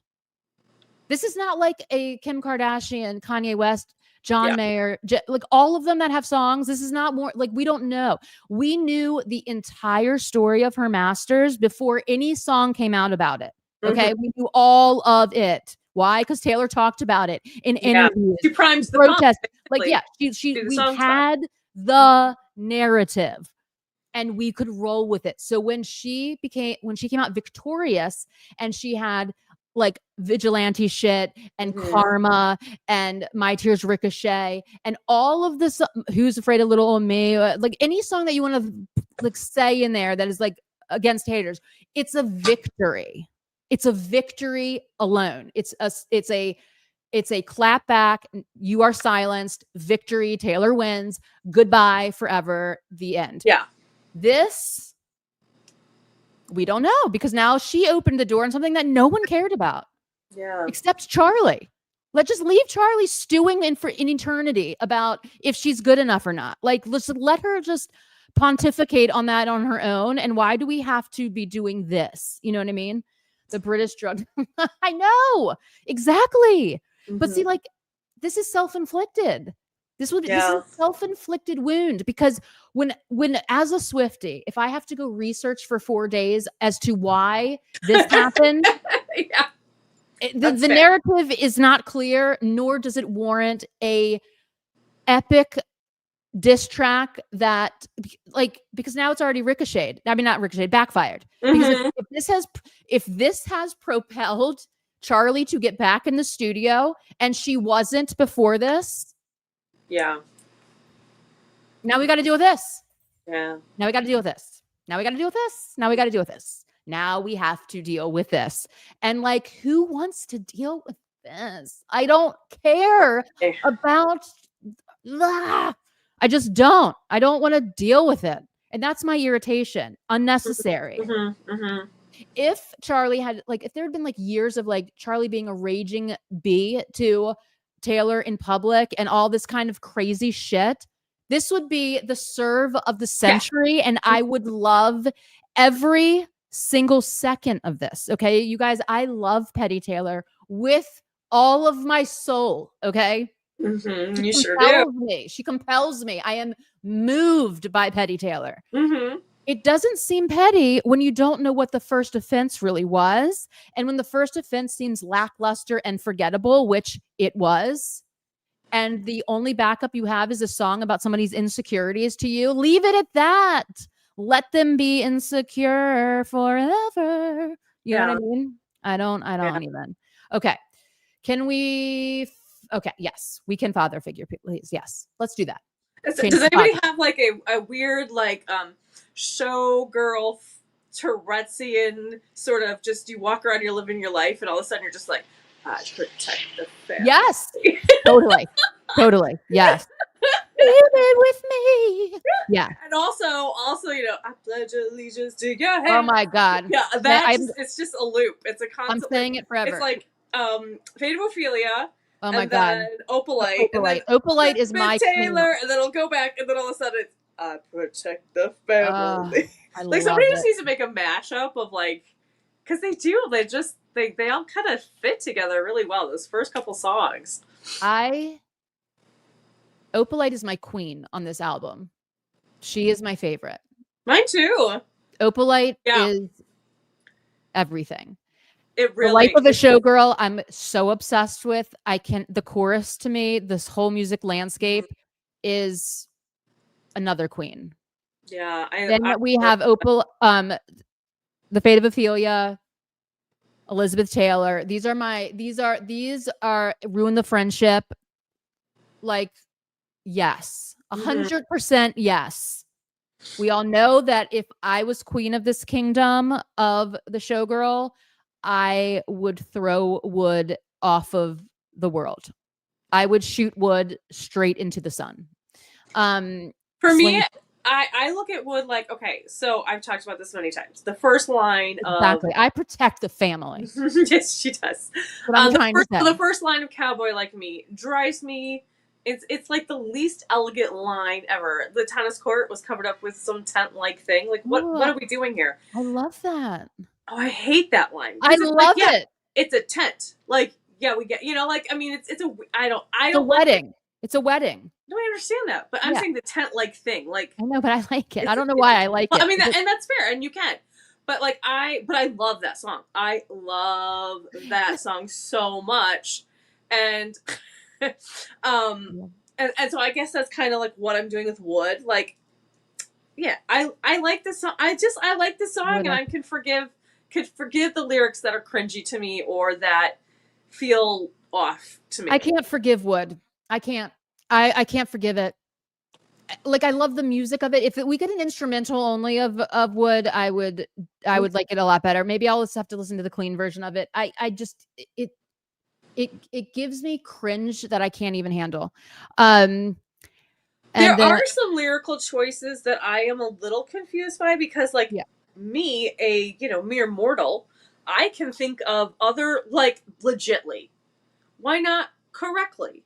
Because if we're talking about somebody who was a big star in the past, they're not going to say legitly. Correctly still fits. It still rhymes.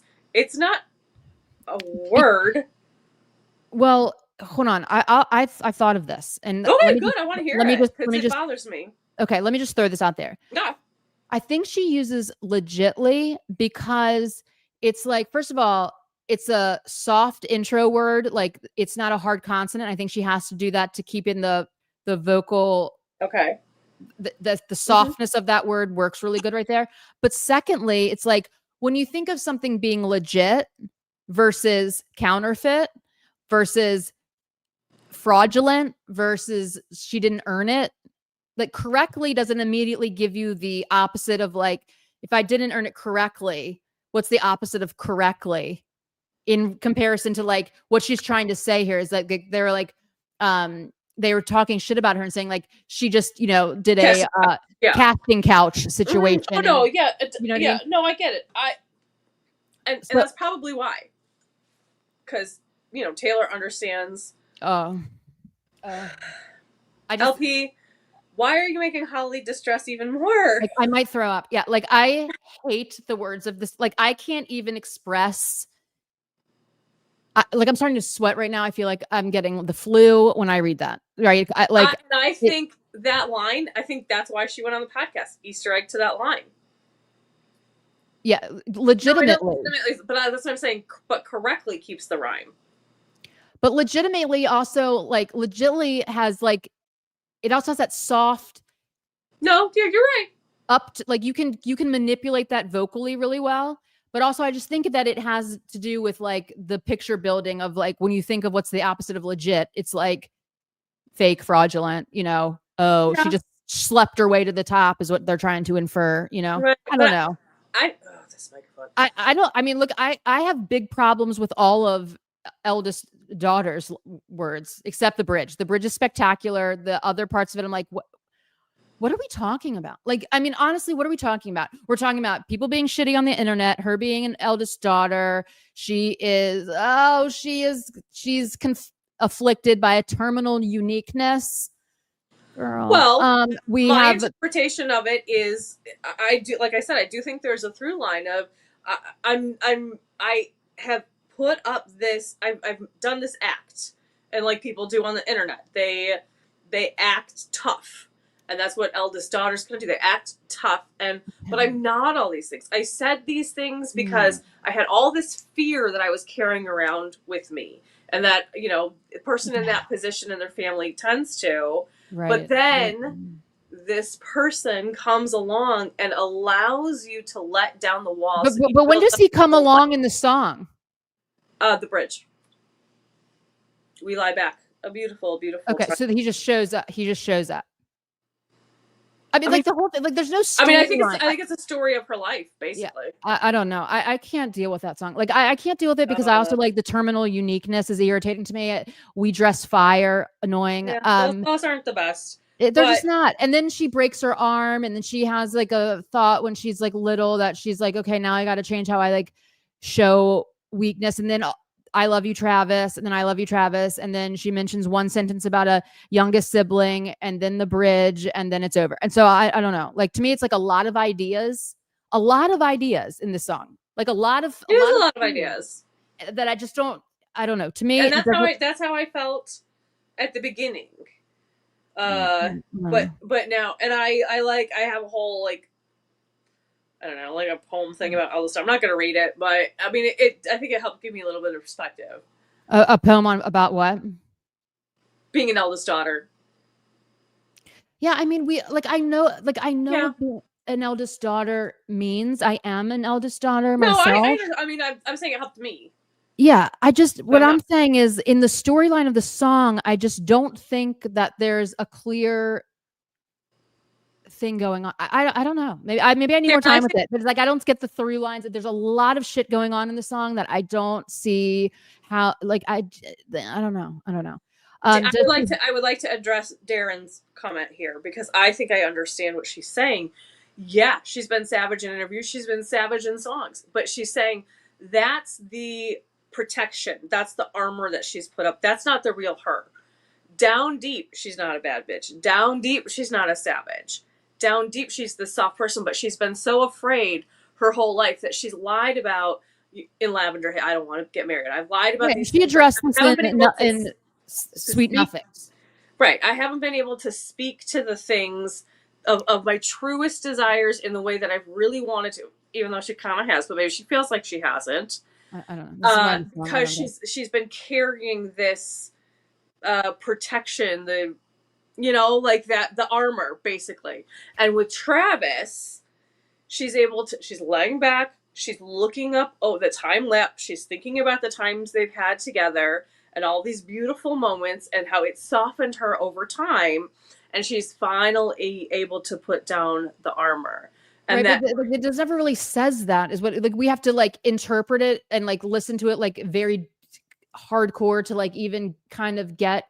I don't know. I just don't think it's a well-written song. I just really don't. I don't think the amount of storytelling that the amount of storytelling skills that she has to take us through a journey of being the eldest daughter. I mean, I don't even know if she's referring to when she says every youngest child, I guess she's referring back to her brother and to Travis. I don't know. I think Travis. I think she's talking about this kid. Oh my God, you have his baby picture? Well, it was his birthday yesterday, and I saw it on the internet. I thought, this is what Taylor's kids are gonna look like, these little chunky roly polies. But also let's just talk about how she's savage as shit on this album right after she says she's not savage. Because that's a front. That's a persona. Then, I mean, it's just you know what I'm saying? I mean, then it was unnecessary. Then literally, actually romantic was truly not necessary on every level. If you're really not a savage and you're not a bad bitch and all this, then okay, girl. Well, okay. When are you not the baddest bitch in the world? Please. But maybe she doesn't see herself that way. Okay. Well, I mean, doesn't Travis tell her that every day? Apparently, but that's why she is saying. I don't know. I don't like the song. I don't like it. I love the bridge. I love the bridge. If the bridge was lived in its own world, or the story building around it, I also get very thrown off by that broken arm on a trampoline part. Because I think that's supposed to be this is when she very early on learned this lesson that she's not wrapped in wool. Things can hurt, things can break. I'm not trying to convince you necessarily. Yeah, I'm just putting my thoughts out there to other people. I just don't can be convinced that it's a lovely song. Yeah, I think it could be better written is my thing. I just don't think it's I don't think that it's written well. If I had to I listened to that 14 times in a row because I'm why am I not getting what this it's the mess. There's so many themes that I'm just I don't know. I personally really love it because, and I think I've said this before, I am not an eldest daughter. You can definitely be savage and soft at the same time, certainly. But because of the functioning of my family, I have a lot of eldest daughter characteristics. But then when she talks about the youngest and being out in the wild, and it's one sentence about the youngest. Yes, you know what I'm saying? It's hey, and also, but there's the reciprocity there. I think is why. Anyway, it makes me cry, and so I love it. Well, thank you. I'm getting all these compliments for being crazy right now. You are, guys. I'm being crazy. I just thank you. I appreciate it. Thank you. I love this eyeshadow too. It's very fun and it's super sparkly in real life. And it's the camera's not picking it up on it, and I'm hyper irritated. Well, that's okay, because I am hyper irritated with my microphone right now, and I would really like to just disconnect it all and deal with the problem, but obviously I can't because we're doing something You else. sound great though. We sound Okay, great. that's obviously the most important thing. Yes. And I just want to say, it's going on and off, and that's why I still have it in front of my face. Like, I'm not pretending to use a microphone that's not working. Like, I just want to like defend myself a little bit there, so I don't seem like a crazy person just pretending. We know. And I don't, obviously I can't hear how it's coming through, so I'm just trying to like, I'm just trying to deal with the technical issues. So, yeah, I've got problems with eldest daughter also, so it's fine. Maybe I'll come around. It's fine. I would love that for you, but if you don't, you don't. And there are absolutely songs that no one is ever going to convince me to like. And sometimes we've talked about this many times. Like, sometimes there is a song you just don't connect with it lyrically, whatever, and something happens or changes in your life, and all of a sudden it speaks to you. So that can always happen too. Yeah, I don't know. Maybe you'll fall off a trampoline and break your arm, and all of a sudden you'll be like, "Oh my god, this song! I completely understand like it that now." part. It's just like, what are we doing? We're talking about you being an adult. We're talking about you being a fire ass, savage chick. Okay, we get it. But then we're like, I don't. It's just like everyone sucks on the internet talking all this shit, and apathy is hot now. And then like it's like all these ideas. Then it's like, okay, I'll never leave you now. All right, but then it catches you off guard because she like also like her point of view perspective, like it doesn't. It's just very crazy to me. Like this song, it's hard for me to follow the story. And it's like when I was an 8, I broke my arm and blah blah blah. And then like the one liner of like, oh, and by the way, you got youngest kids raised up in the wild. Back to I love Travis, and now I'm just closing the song. So I don't know. I don't know. It's like chaotic to me. It's chaotic to me, and that's fine. That's fine. On and off. Who was it? Jake Gyllenhaal. Oh my god, are you talking about in reference to Taylor's mic when she kept saying it's turning on and off, turning on and off? That's hilarious. I didn't know what it meant at first, and I was so confused. And now that's so funny. Now apparently I need to buy my microphone some, organic shoes and a $10,000 couch, and I can't afford that, Mike. Oh my god. Speaking of, apropos of nothing, guy from our last live, haven't heard a peep from him since. Screw him. Whatever. The audacity. Shoot him right into the sun. Another one that's going straight to the sun. Okay. I'll tell you right now, if I ruled the whole world, like literally, there would only be Swifties in it. Well, so there you go. Note to self when that happens. Anyway, I mean, I have gone it's not to war, but I've had conversations. $1 million couch. You're right. Listen, I don't have a lot of money. I was trying to get by with, not having to buy as much money for my microphone. I might have to get a new microphone. So let's just stop and appreciate the gloriousness of I Bet You Think About Me. And that is petty behavior that I savor. Like it's a 200-year-old bourbon. Do you know what I'm saying? Like, love it. You drink the brown liquor? Hardcore. Drinking it in a big glass right here as we speak. No, I'm just. Oh, speaking of which, do you like my new who I love? Surviving on Wine and Taylor Swift Bridges. Kick ass, yes. Burning Bridges, baby. That's the food for life right there. Unfortunately, the wine is terrible. Oh, that is not the food for life. I didn't have too high expectations, but I'm trying to find a wine that I really like because I didn't drink for a really long time. Yeah, the medication I was on. So now it's an expensive experiment. Yeah, that is. So true. I'm a bourbon girl. Hardcore bourbon. I've never tasted bourbon. I don't know what it tastes like. So when I come visit, we'll go get bourbon because I didn't. We don't need to go anywhere, girl. I've got tons of bourbon. Like, you've never tasted bourbon? Okay, well, I'm not getting sidetracked on this. I didn't drink very much before I stopped drinking.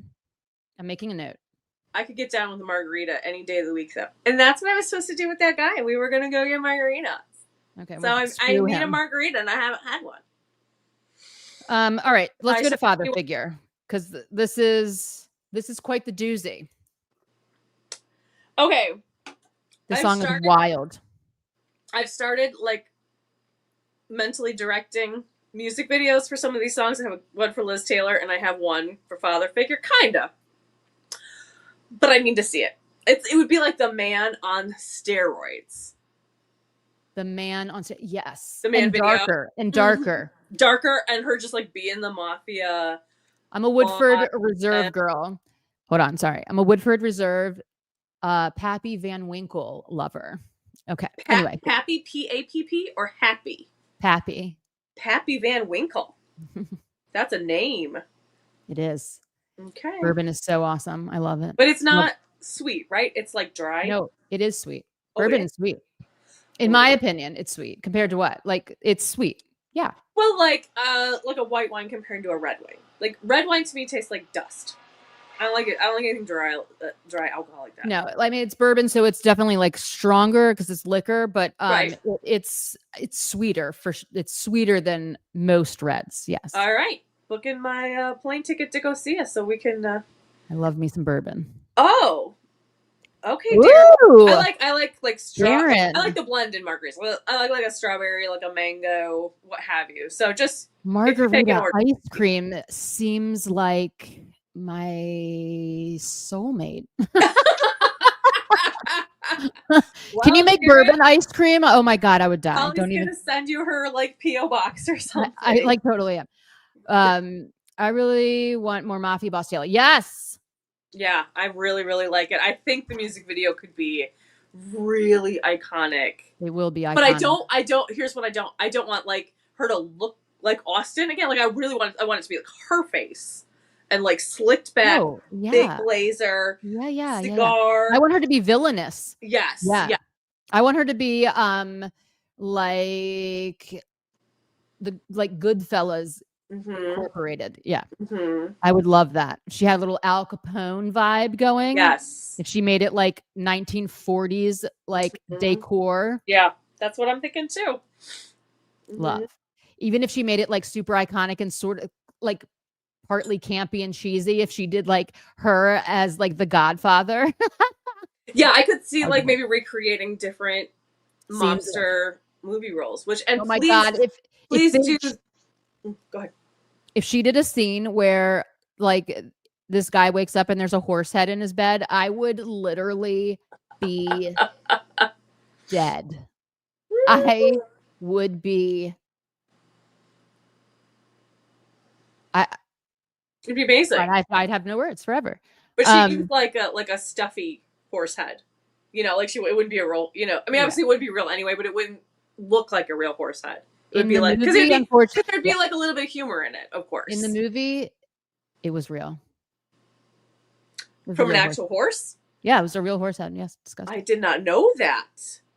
I'm Italian. I can give you all the facts on anything American Italian facts. Like we had to know them all. Okay. Taylor Escobar. Say hello to my little friend, and it's just Benjamin Button.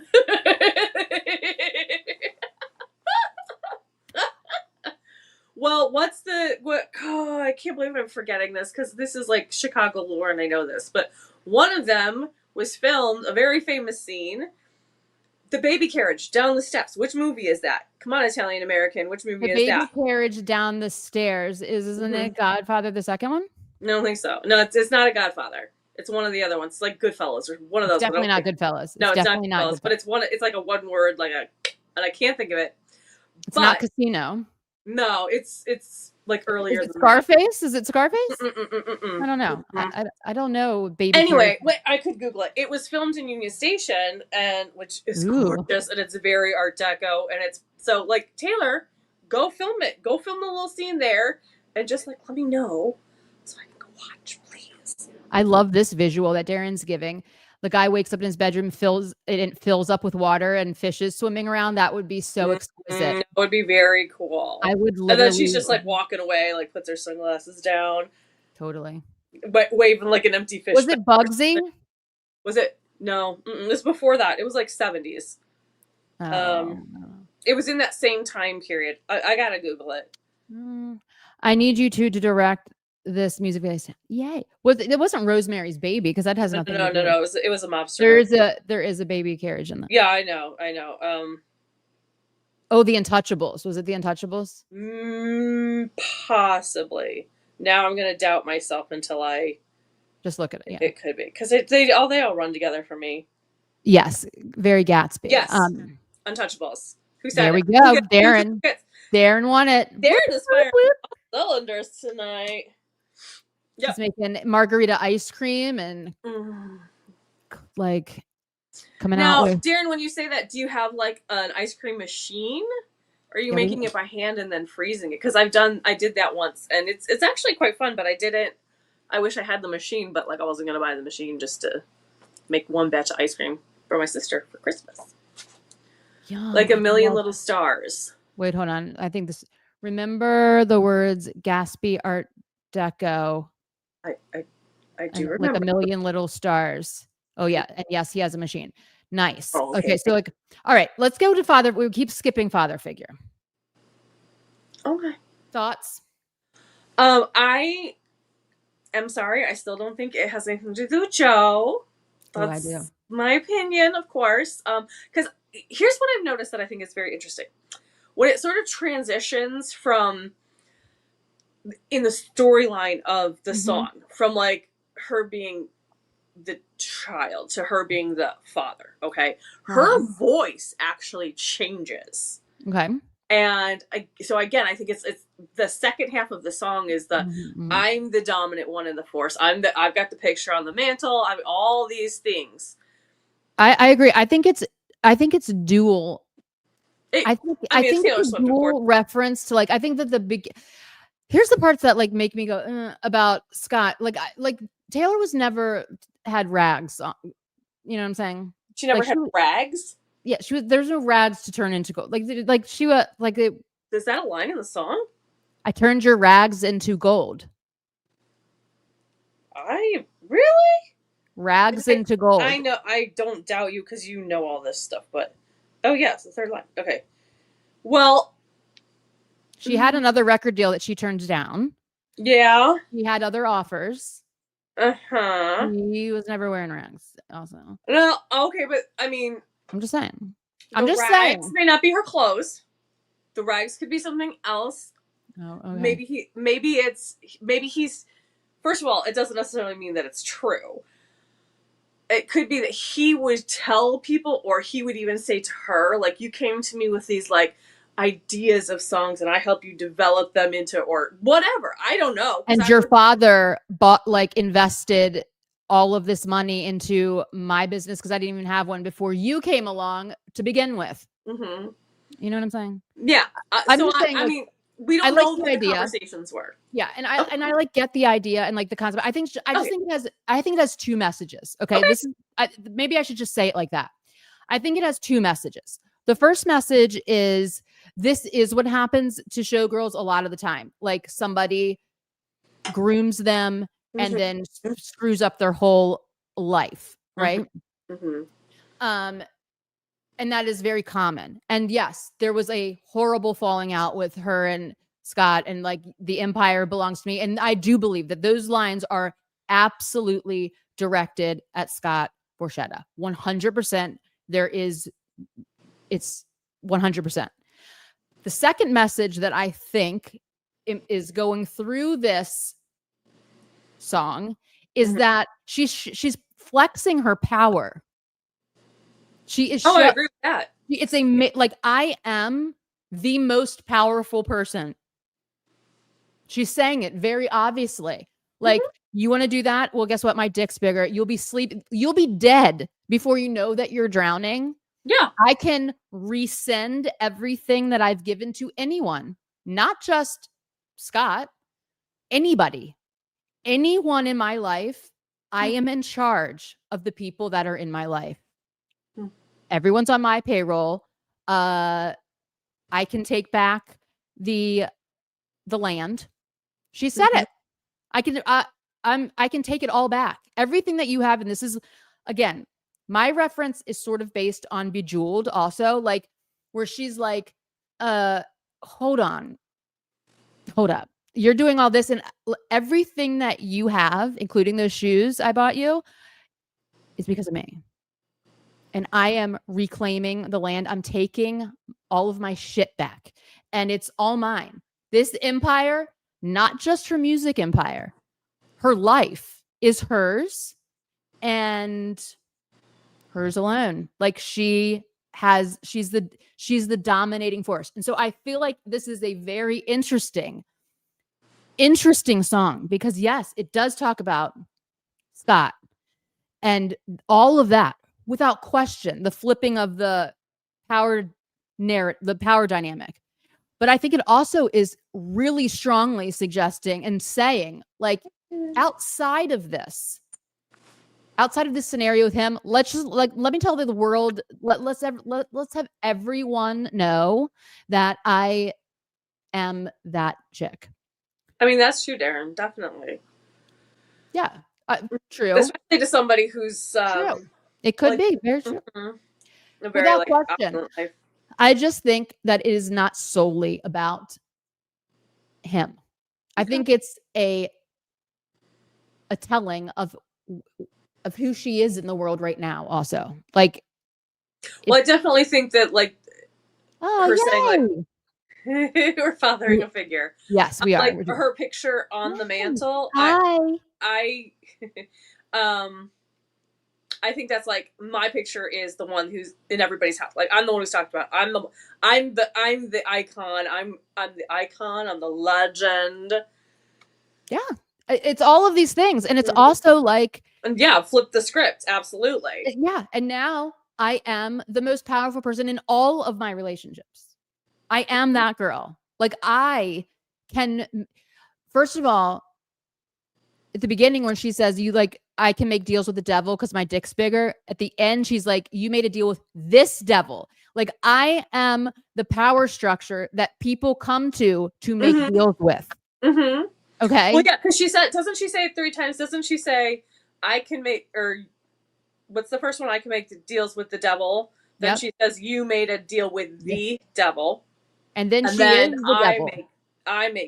You make deals with this devil. With me. Isn't it 3? Yeah, no, I know.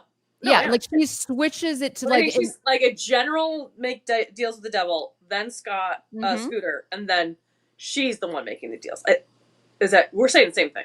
No, you made people in her life. The last one is you made a deal with this devil. Like, now she is not only the person, she morphs out of being the person who has a dick big enough to make a deal with the devil into the devil itself. Like that, not the devil itself. Everyone calm down before she is metaphorically, she is so powerful that she is the entity that people come to try to make deals with. Do you know what I mean? That's what I was trying to say. You just said it better. There we go. So like, that's but what she's I'm doing that Taylor Swift thing of like, just flipping, just the word, just one little word, and it changes the meaning, and I love it. I love it too. And it's a very powerful switch, because it's not just like, at the end, I made a deal with the devil because my dick's bigger now. Now she's like, I am that entity that people have to try to make deals with. And I will either make the deal or I won't. I will make you or break you. Yeah. I am the power source. Absolutely. Phenomenal. It's a phenomenal, very interesting, very, very interesting situation. Yeah, I love your makeup too. Hold on.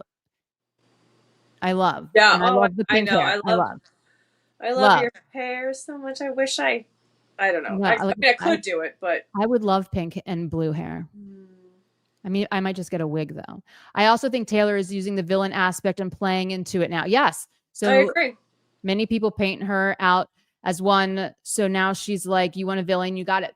And also, like, let's be honest here. Like, she has acquired so much power that it almost comes with the territory that you can be an angel in a lot of people's lives, but you can also be their worst nightmare and villain just because of the moves that you make drastically affect people. I mean, like, I was thinking about this earlier today. Let's just think about the amount of artists that switch their release date when they find out Yeah. that Taylor's album is coming out people, in the same month. Mhm. They switch it. I mean, that amount of power is truly mind-blowing when you think about it. Like, that is an incredible amount of, like, oh my God, you know, the giant campaigns that all these artists have had to, you know, formulate for a year or plus. It's all getting ready to happen, and they find out that Taylor Swift is releasing an album in the same month, and like, well, we're canceling it all, and we were delaying it like Right. 2 Well, months. did like 30 people come out with albums the week before hers? So it was an enormous list that I saw. And they didn't want to compete. Mm-hmm. Yeah, but like, they're competing anyway. Right. It was a weird tactical move, but because like a week right. later, what's going to change? But I guess maybe you get the more opportunity to get it in ears or something. I don't know. I'm not in those ring, but Yeah, and like, it changes the entire industry, like her, whatever she does. And so it's just, yeah, she's going to look like a villain to some people regardless of what she does, just because of the amount of power she has. You know what I mean? That's just like her moves are going to affect people, even even when it's not directed at them personally. You know what I mean? It's just her. I mean, look at how many cities had to close down when she was just coming to tour. I mean, I feel like that's an insane amount of prep work. The entire government has to know that you are, like, this whole city shutting down. Like, that's wild. It's wild. Well, and not to mention, she's a villain no matter what she does. Absolutely. But she's even, so might as well lean into it. Might as well get what you want and the things that, you know, you value. If you're going to be painted in that brush anyway, you might as well use it to your advantage. Well, but like, it's probably a weird relationship she has with that. I mean, look at Anti-Hero, and she's like, I'm a monster on the hill. Right. She totally is, because she's like this, like, almost like non-human entity in some respects, and some people, like, mythical in a lot of ways. And it probably, like, sometimes you just don't know how, oh, well, you know, like, I remember, and I can't remember what city this was in, so forgive me, but like, during the Eras tour, like, the whole city has to like shut down, right? Well, another performer was performing at a venue in that same city the same nights as Taylor Swift. I vaguely remember all of like the roads had to like were like closed around that other venue, and so like, it's like so much of the city had to shut down. So it like really messed with the fans going to that other artist show, because like everything was closed because Taylor Swift is in the city. That is so like, it's not her fault. It's not Taylor's fault. No, you know what I mean? But like, her power is villainous in a lot of ways to some people. Do you know what I mean? Like, it's wild. I'm not articulating like the other who receive the downside of it, like trying to get somewhere. If they're not interested in the Taylor Swift concert and they're trying to just live their lives, then she becomes the villain to them, even though she's not specifically targeting them or doing anything to try to hurt them or in any way. It's right. It's like, she had nothing to do with it. And she probably didn't even think of it. You know what I mean? She probably found out after the fact, because you also just can't know everything. You know what I mean? Yeah. But what is she supposed to do? Like, not tour because some people might be inconvenienced? Of course not. Like, you just have to like do the pros and cons or whatever. You have to hope that people get over themselves a little bit. Oh, and throwing this out there, I've heard speculation canceled about Sophie Turner. I love that. I think it's probably about a lot of people, but I'm fully on board with that. Yeah, that would be okay. I love that. Yes, and let's talk about why that would be. Because the Jonas brother, or Joe Jonas, she was married to Joe, right? Yeah. Do you remember when they were going through that divorce? And Taylor said that Sophie staying with her? Yes, she's like, just move into my house. But the smear campaigns that Joe Jonas was throwing out, hold on, and I'm just going off the cuff here. Like, hold on. He was trying to say that Sophie was a bad mother because she was going out, having too much fun. Yeah. Right? She was working too much. Was there like something that she's never home enough for like the kids? Yeah, so girl bossing too close to the sun, do we? Yeah, like, this is a huge I totally can accept this as and see this as a who this is about. You know what I mean? And like, Okay, so do you? It sounds like, and I'm not disagreeing with you. yep. And this is also true though. Blake Lively is I the think it's about spokesperson. people. Like, Yeah, I'm just thinking now, like the joke that is only funny when a man makes it. Like, what if that's Lena Dunham? Like, because she, absolutely. I mean, so I think maybe we could think about her friends. Or she does surround herself with like questionable people who have had some sort of thing. Who have So, been unfairly burned at the stake. well, Unfairly burned at the stake. I mean, who Sophie I mean, Turner has not done anything. okay, but like Blake did get married on a plantation, and I mean, so some Okay. things. Okay, but like, I mean, and people can judge what they want to judge about that and decide, but we're that's why it's I don't know, the men created butter case outfits.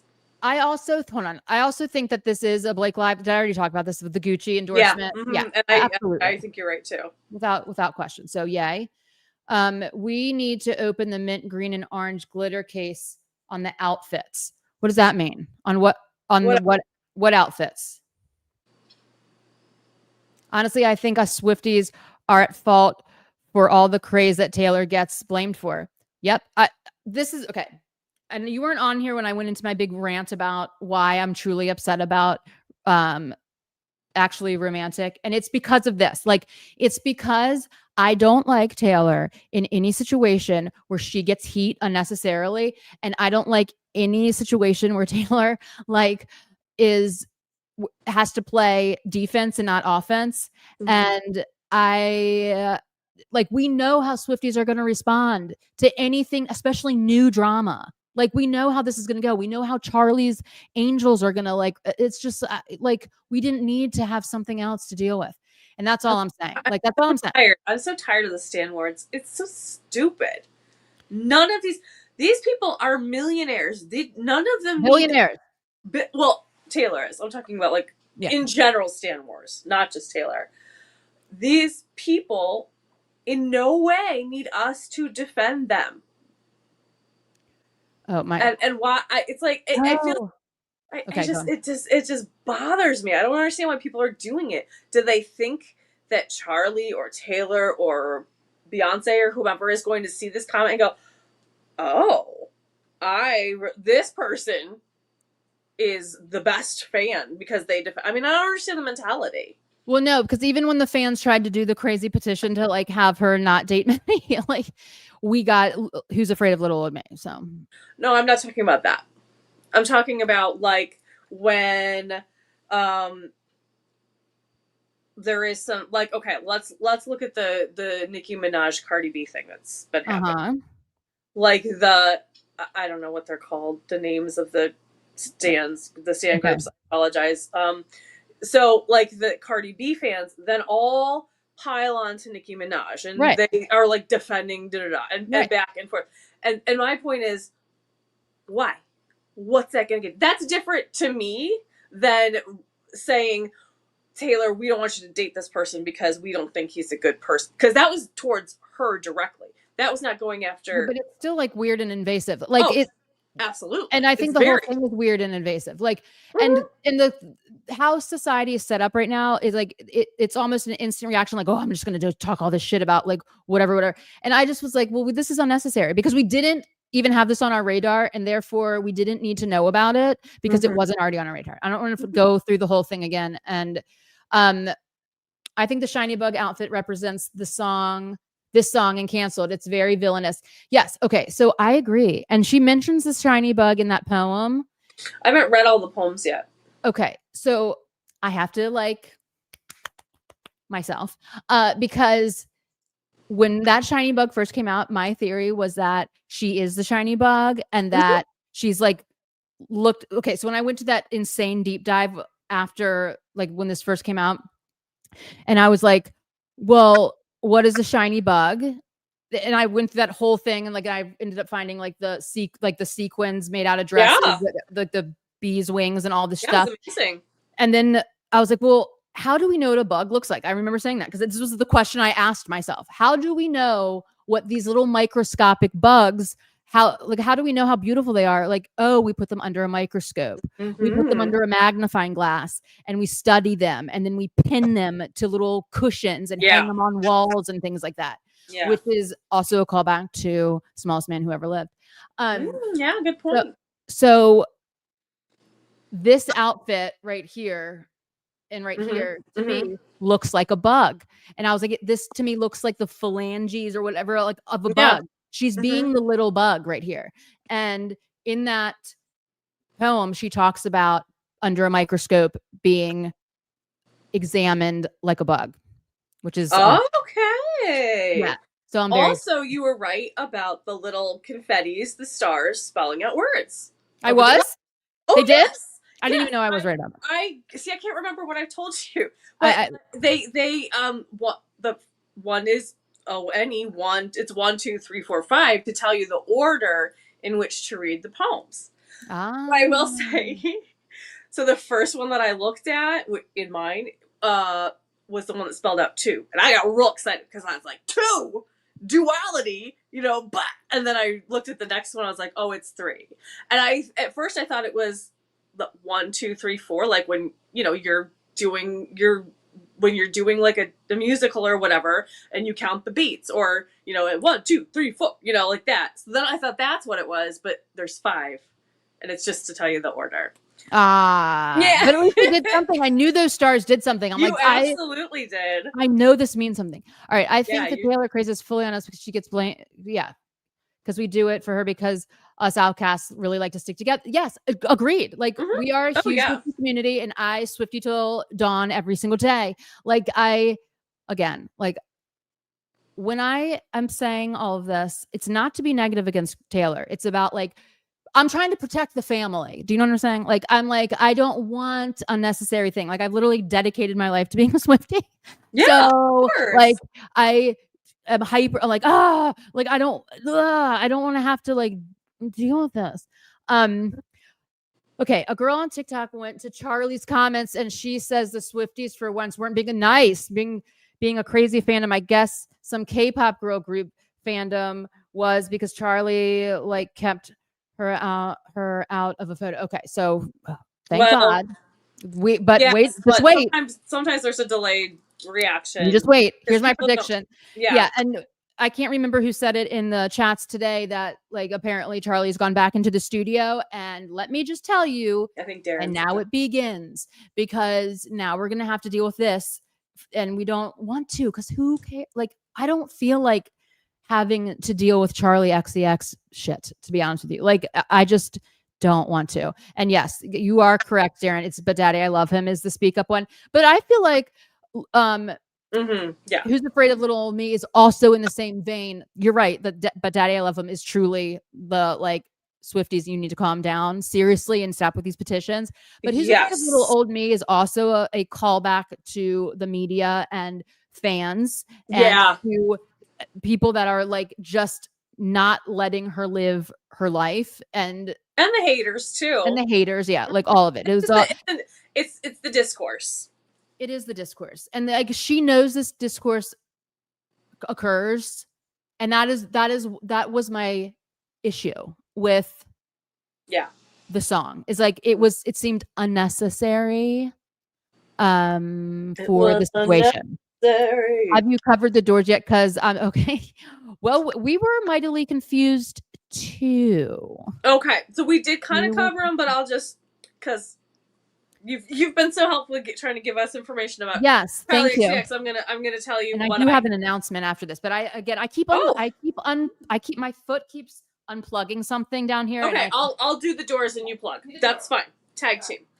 Okay, so Shaylin, from my understanding, the Doors, the worldwide scavenger hunt, that was not a Taylor Swift / Taylor Nation promoted whatever. Like, that didn't come from them. It came from Google / YouTube. So, which is why like Taylor Nation never confirmed or posted links to the videos. And that's why like those videos where AI, like YouTube really loves and Google really loves AI, so it makes sense that they would use it because they're just pushing it really hard these days. Now, obviously, Taylor or her people had to okay it because it's using like her stuff, but the whole thing led to just that the premiere of the lyric video for Fate of Ophelia, which is rather disappointing, but whatever. It wasn't a Taylor thing. And it's kind of funny because the Swifties figured it out way, way, way before it was supposed to be figured out. Totally. And I love the Swifties for doing this. Like, I love being a Swiftie so much. Like, I'm hand hearting for life. Like, I truly am, like, at all times, like, period. I mean, and I love, like, literally love. Here's the things that I love current. Like, I love everything about being a Swiftie, but the things that have like warmed my heart the most during this album rollout, I love that Swifties were leaving like presents and friendship bracelets for the UPS people delivering their merch, like, for life. It was amazing. And, yeah, like I'm just hand hunting forever, and I love that when these doors started showing up, like Swifties were like in mass in their cars, like circling cities, like circling cities, like on foot, on like bike, on car, like walking around. It would have been fun. I wish I could have. I mean, there and was talking to the guards. Like, I love this. And just very respectful. Oh, that reminds me, by the way, I've gotten all my merch by now, but I have heard that the signed CDs obviously I think are still shipping. I got mine today. Oh, you did? I did. That's amazing. I did. I have heard tale that some of them are being stolen. What? How do they know what they are? Well, I mean, I guess you just looked at it's from UMG. I think, from what I heard, it's from one specific shipping. I think the one in Kentucky, because there's like two. There's like a Tennessee one and there's a Kentucky. Whoa. So I think if your CD comes from Kentucky, watch your tracking very carefully. Pick up your package as soon as you can. I mean, we're Swifties. We're not subtle. So somebody could look and say, "Oh, well, that's a Swiftie. Maybe they're getting a package and watch." I don't know. That's not my mentality. I can't. But if for some reason you have ordered one, and it's like the thing I got to say was a CD. How did they know it wasn't a signed CD? I don't know. Anyway, oh my God, I'd be so pissed. I know, but if you're supposed to contact Taylor Nation. Okay. One of the influencers that I follow on Instagram posted the whole address and everything. So I don't know. Let me know and I'll get you in touch with that person. Awesome. But just pick up your package as soon as you can. Just really follow that tracking because we don't want anybody to have to. God, that would be so devastating. Devastating. I would be devastated. I would be so broken. You know that Taylor's going to do something extra awesome for the people that. I would. He's probably going to write them a letter. Mm. Now I like. It was so funny. I knew my packages were coming. My last packages were coming today, and I went out to like do some errands, and there was a UPS truck there. So I was kind of standing there, like, is that my delivery? Because I'll just grab it, you know. And as the truck was there, like it's like a very kind of narrow, like area to go through. A FedEx truck. So there's like the UPS truck, and then like a FedEx truck went by, and they just like they kind of. It's not like they were talking to each other, but they kind of like stopped, like. They're trying to figure out because it's kind of a complicated area. And so I was joking with the UPS guys, like, is something going to go down here? Like, are we going to rumble? What's going to happen? Right. Like what's going to happen? Delivery companies. Right. Like, oh my God, that's crazy. I've never seen anything like the two companies like right by it. It was, and it was not my packages, but that's fine. But mine did come. I have 2 announcements. Okay. I have 2 announcements and they're very exciting. Mm. One, you guys wait till I show you the picture of the mountain of merchandise that I'm giving away. It's literally bonkers. Secondly, Shaylin, I thought that this would be a good time to tell you that you won the giveaway car red package. So I'm so excited for you. So exciting. So yay. And I will post it on Sparks. But I wanted to tell you, I knew that you would be on this. Oh, I was hoping that you'd be on this live tonight. Oh, that's so exciting. So you need to DM me your address so I can mail it to you. Holly, why don't you just review what is in that package. Ooh, So, okay. because we got some people here who are not It's an Sparks members, amazing so red tote. It's a amazing like red little travel bag. It's a lot going on at the moment shirt. It Right. is the Target exclusive red vinyl, red Taylor's version deluxe album. It's a bunch of stickers, friendship bracelets, fun stuff. So you won. Yay! And some special touches from Holly certainly Special will be touches in from me there. 'cause I am a And psycho get your about vacuum cleaner ready because there's heck. gonna be a lot of glitter and sequins because sequins are forever. Sequins are forever, and I'm really into presents. Yeah. Sending them Oh, there's a Taylor Nation news story. Taylor Swift news story. right now. Yeah, I'm sure it's nothing, but let's just see. Let's just see. Is it merch? This live is gonna have to immediately come to an end if it's the merch drop. Because where's our merch? I want that cake. She's looking at the Target vinyl. Okay, she's a pretty sparkly dress. She's putting the pink vinyl on a gramophone.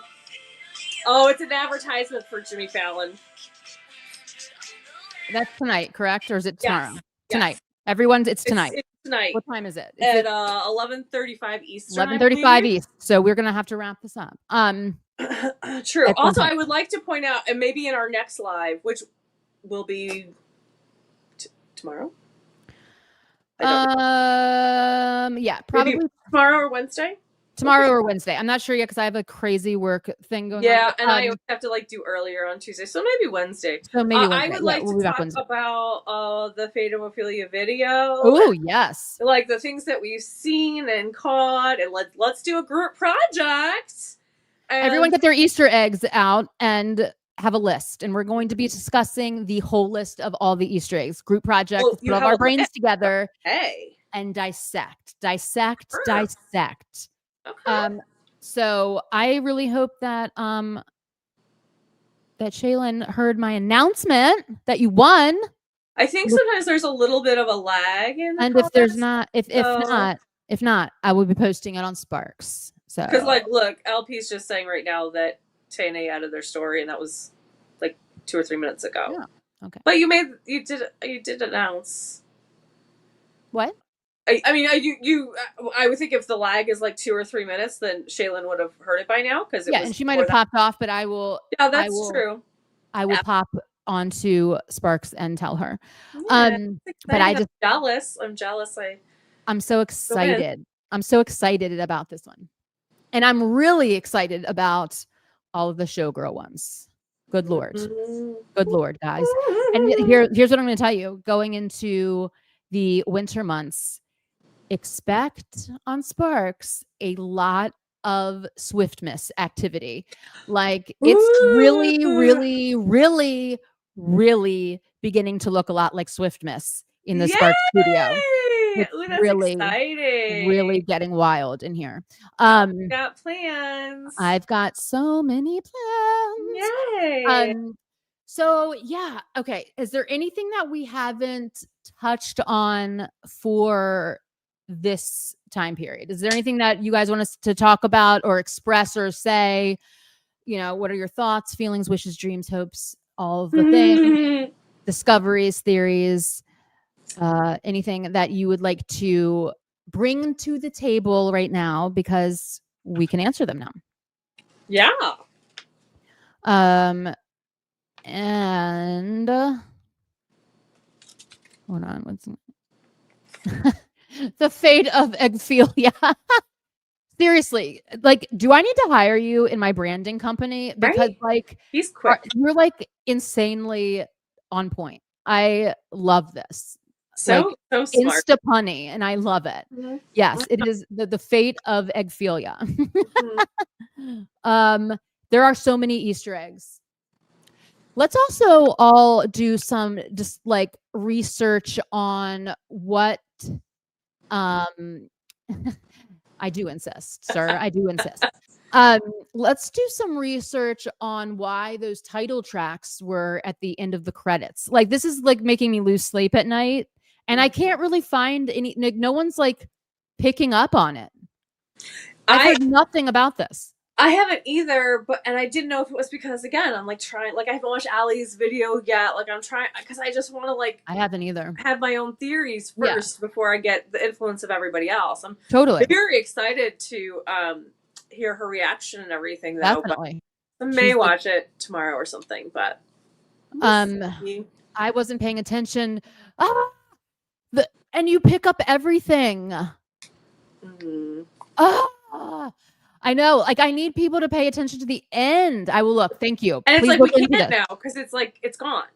That's the frustrating. No, now we can't even go look. We can't even go watch it again. No. Yeah, why did no one else notice this? Like, I thought I was hallucinating, and then I'm like, no. I know. And it's all. I think it's all Max Martin songs. I definitely saw Reputation songs. I definitely saw 1989 songs. I did not see the Midnights ones, but they were probably there. I was like, oh, weird, because I got stuck on, like, I remember it saying blank space, and I'm thinking, and I just thought, like, I was staring at that for like as long as it was I up. remember on that one. Like, I remember Welcome to New York. Yep, and I remember Ready for It. I'm very, very mad at myself that I didn't, because everyone was like, well, that's weird, and then I just. Yeah, I'm like, when was blank space in this? I'm like, did I like black out at the beginning of this movie out of excitement and missed like something like major? You know, I thought like, well, maybe it's like under when she's talking, but it wasn't, because it's just Fate of Ophelia all the freaking time. You know, if there is music, that's got to be what it is. But it's in the songs, guys. It's in the songs. I know that there are. I absolutely think so. I really need somebody who has like one of those boards that can like.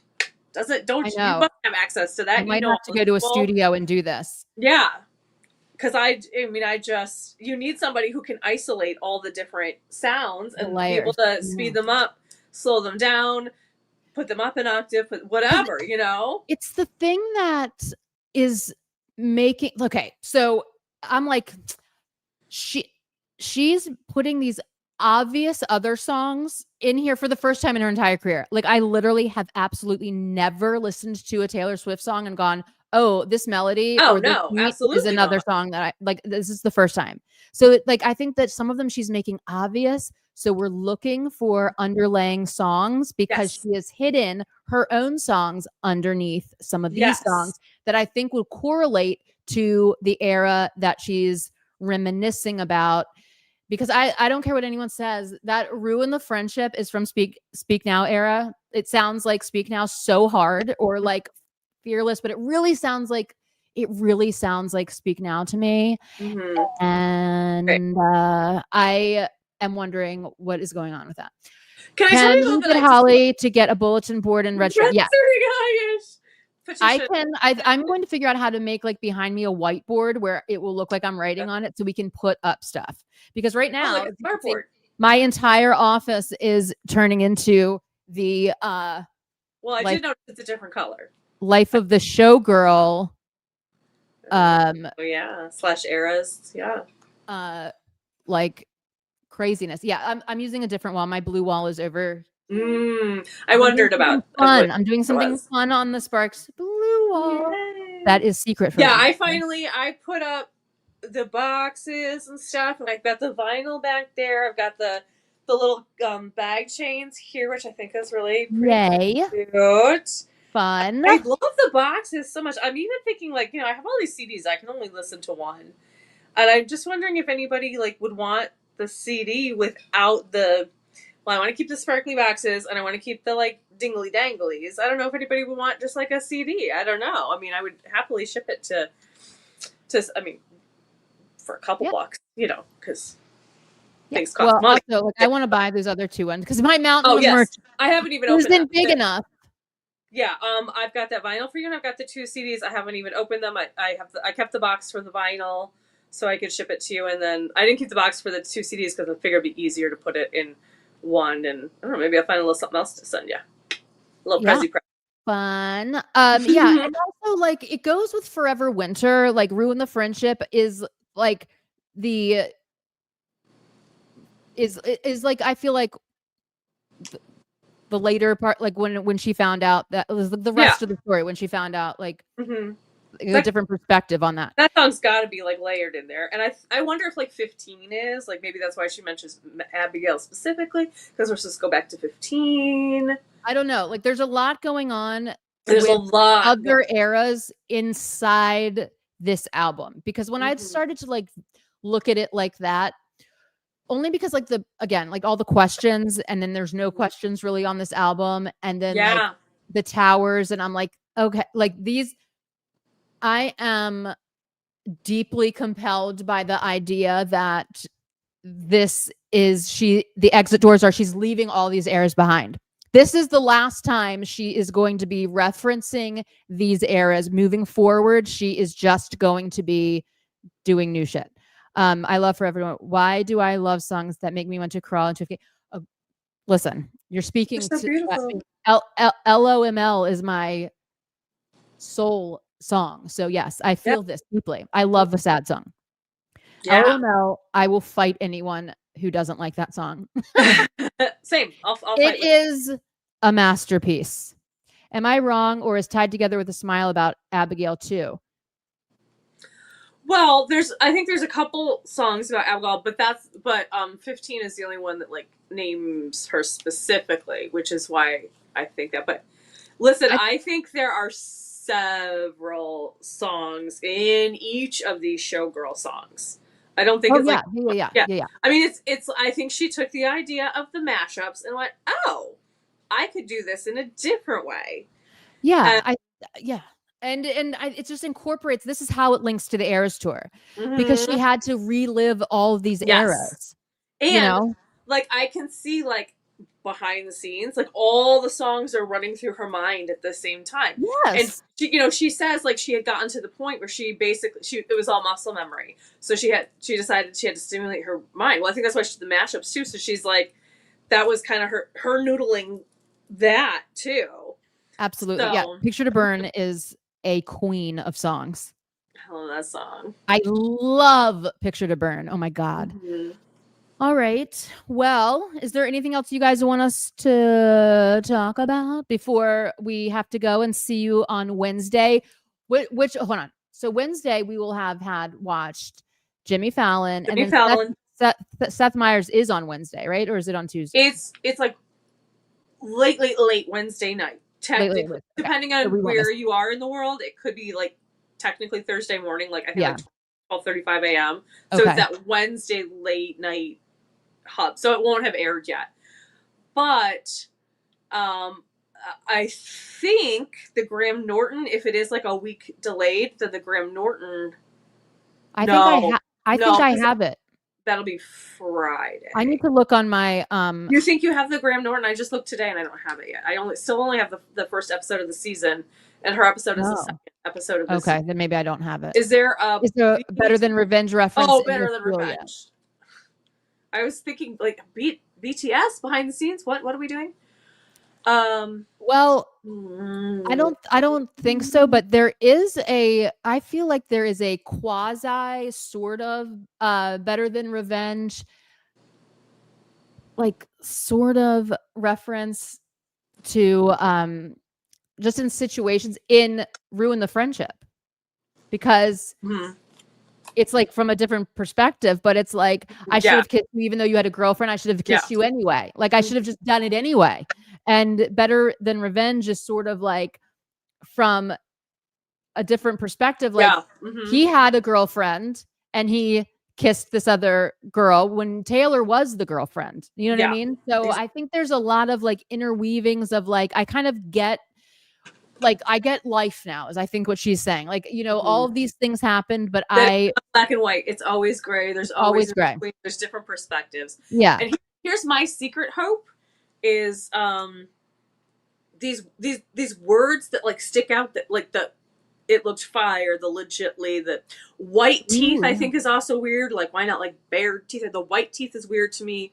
I mean, I kind of understand it, but what if those words are in there purposefully because they connect to some of these songs, or there's some, the reason she picked the weird feeling words is because like maybe the fire connects to, I don't know, Picture to Burn or something. I don't know. I'm just riffing. He was off to the flame, pulling me into the fire. Yeah, I do love that. Okay. I do love that. But I think that the fire references on Ophelia are a direct Easter egg to TNT equaling dynamite. And so, and like how many times, like Travis Kelce uses the word fire a lot. Yeah. And I think it's just like an homage to them as a couple. Like they are the fire now. I mean, that's what I don't know, but like I could be wrong on that for sure. I don't know. Well, I mean, because it's Taylor Swift, it's always, I mean, there's multiple layers, so it could mean that, but then maybe it is a connection to another song. I mean, yeah, that should have said no is excellent. I ways when they start dating. I love should have said no is absolutely incredible. And what's interesting that you bring that up. Okay. So let's just talk about this for a second. Like should have said no. And this is debut at the beginning of her career, right? And now we're here at like the heights of her like world domination. And I feel like this album is you should just say yes to everything. Do you know what I mean? Say yes to it all. Like do all the things, make the friendship bracelets, say yes to just say yes. Say yes. Like live in a world of yes. And accept all the things. I don't know. Maybe I'm like pulling there. My favorite debut. Oh yeah, the outside is so good too. Oh, I know. Listen. I know something I was going to bring up with you because I need your help to get there on this. Like I have like an idea of an idea. Okay. Okay. So we now know. I maybe you haven't seen this. I'm assuming you are. That the crowd cheering in the Life of a Showgirl is actually the Vancouver. Okay. Yeah. And the key was in Vancouver. Right. So is that connected to the crowd cheering in that song? Well, did Sabrina play at the Vancouver show? No, it's not. And that part isn't. It's just the crowd cheering is from the Vancouver show. That in part isn't from. I remember that part at the. It is, but it's two separate. Here, I have the screenshot of specifically what she said.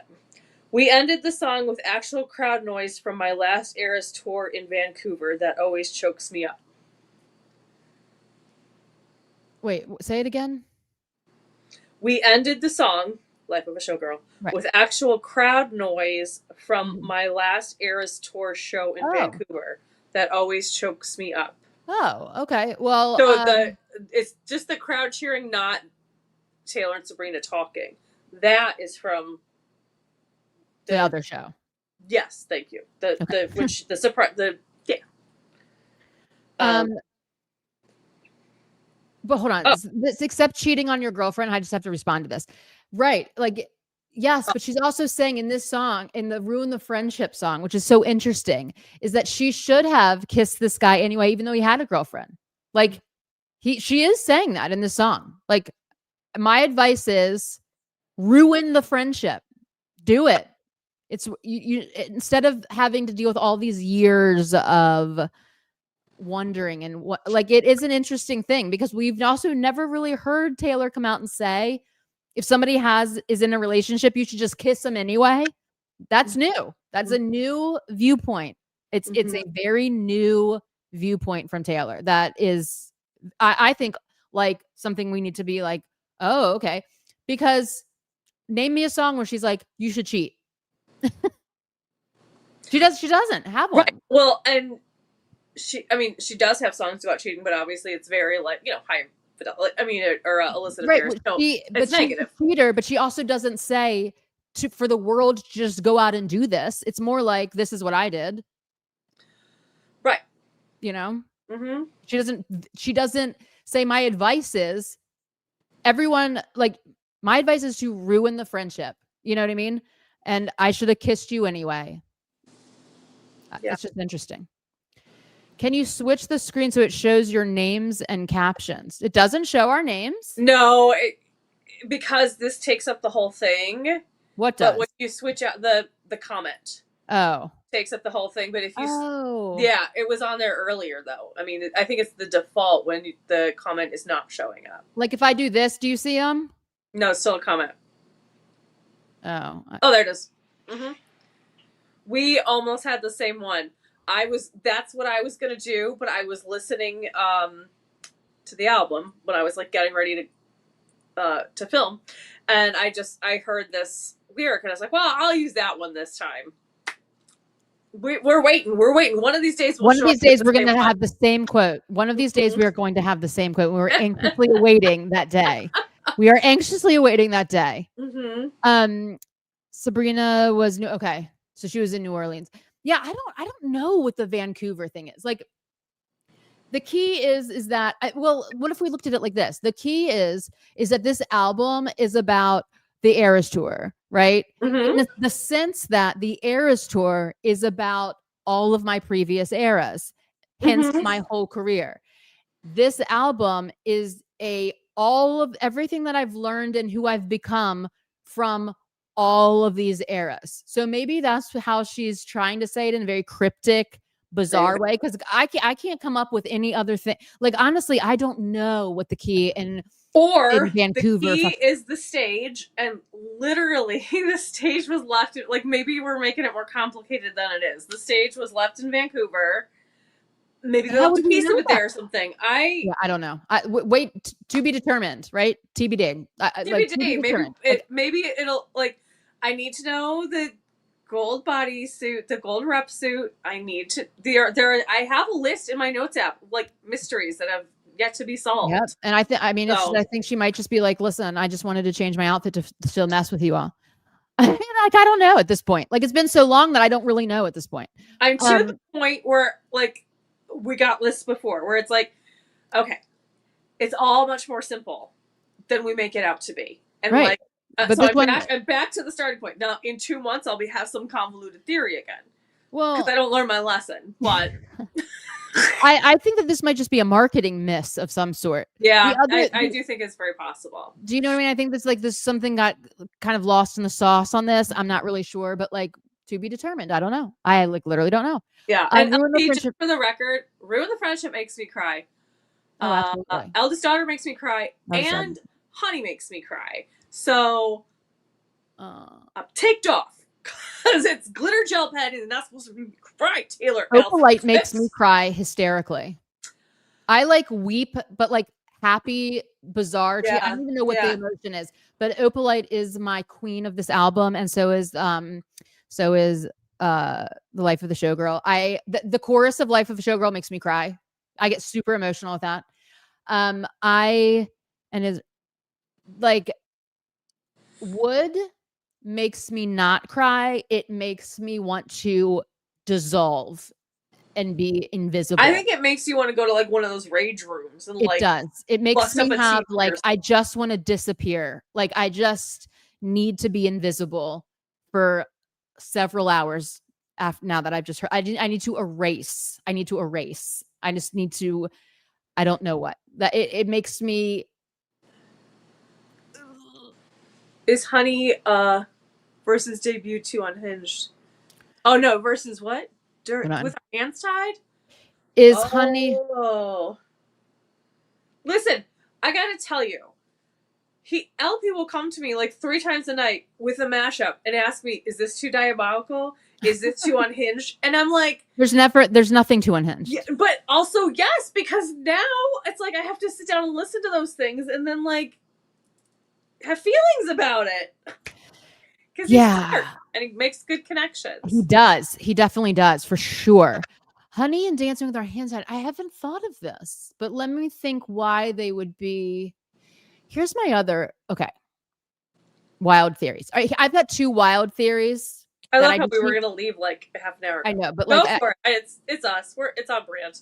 I have 2 wild theories. Okay. And I just want to say, bookmark this and watch this space for one of them. One of them we'll never know, but like one of them we most certainly will. Okay.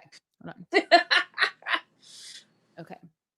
So I have a hot take on something on Jack Antonoff. Okay.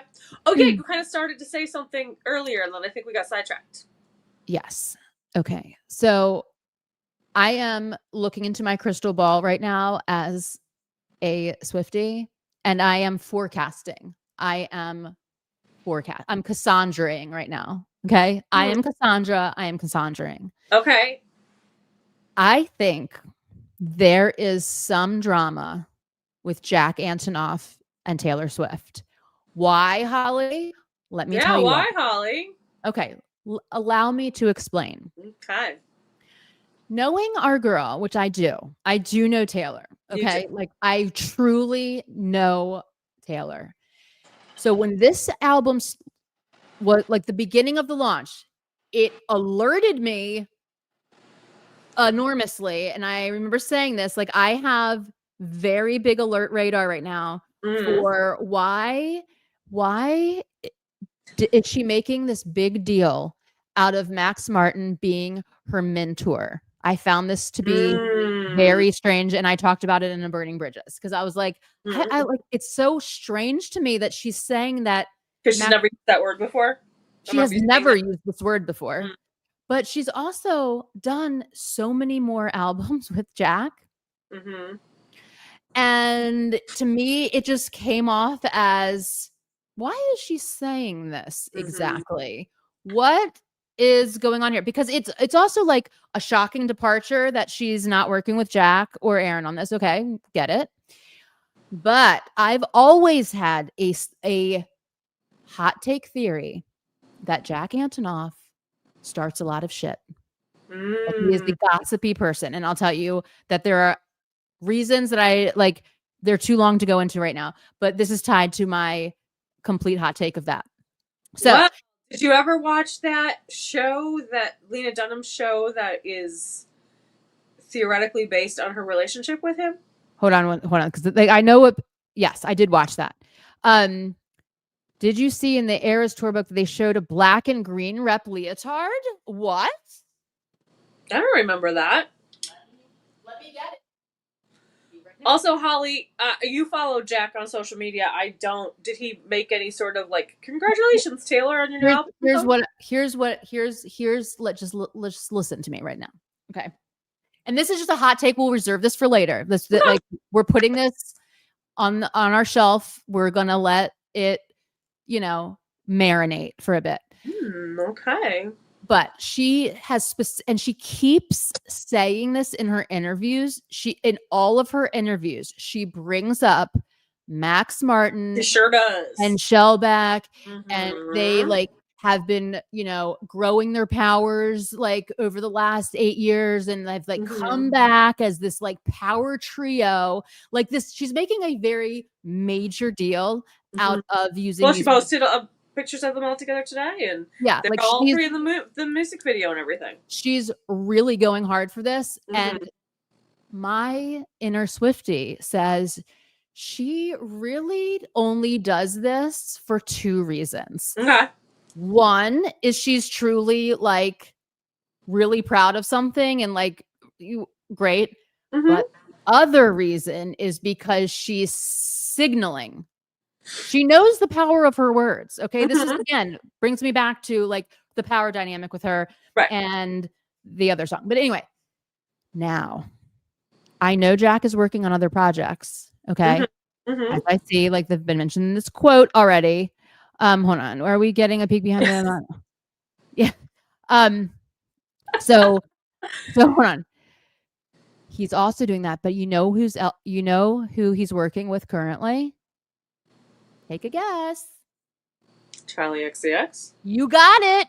What? He absolutely is. He is working with Charlie XCX right now, and I find that to be interesting. I also find it interesting.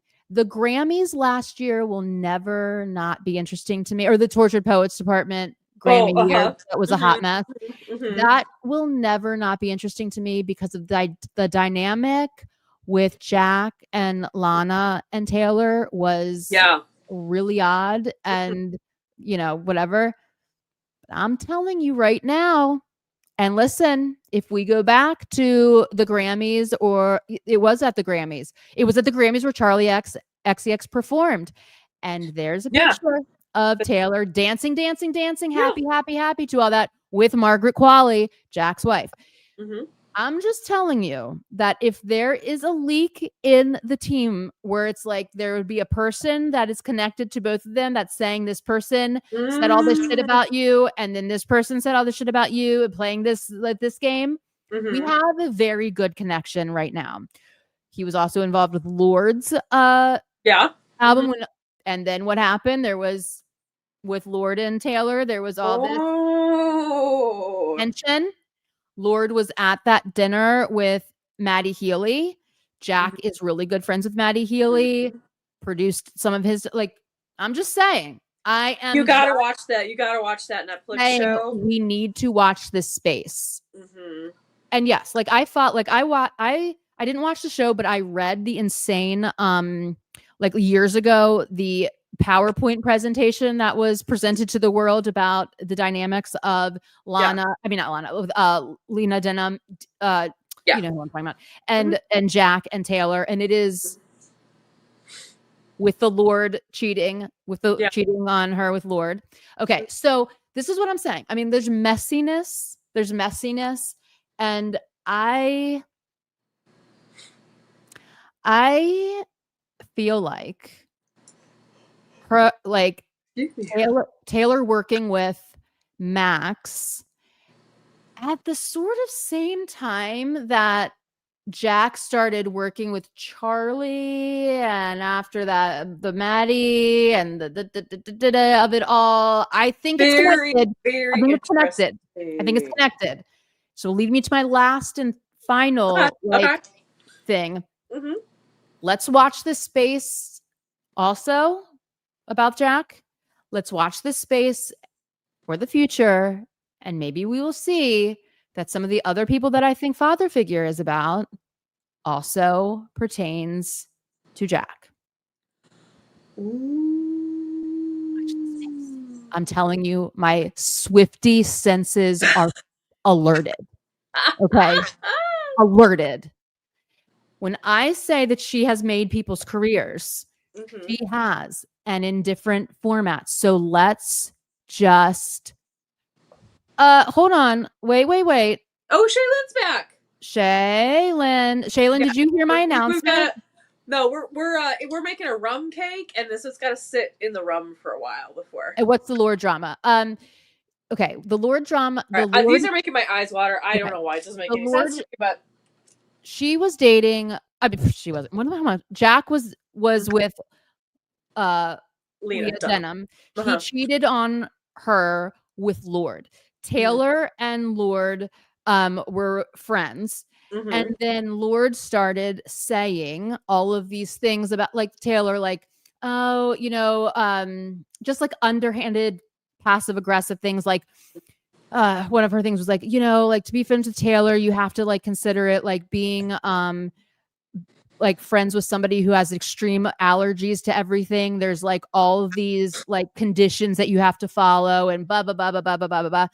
Understandably so. Understandably so, but it's like the tone. Again, the tone. Right. No, I catch the case. I'm defending Taylor. Yeah. And then she's friends with Maddie Healy, and she was at that dinner that all, you know, that like was very, you know, wasn't far off from I think actually it was Grammy night. She was at the dinner with Maddie and Gabriette, and like they were, you know, it was also during the time they were like, which I feel like you have Charlie's, to, like, I feel like Maddie like encourages that, you know, like. But who is the telephone person between them all? Because Maddie's not going to be calling up Taylor and saying, "That's what me and all my friends said about you." Yeah, I think you're definitely onto something. But Jack would, because Jack produced Lord's album. He was producing Lana's when he produced Sabrina's. He's the leak. He's currently working with Charlie XCX, and all of this shit comes. Like, I'm just saying, watch the space. I'm not trying to create drama. I'm just saying, watch the space. You didn't see the announcement? Well, let me tell you again.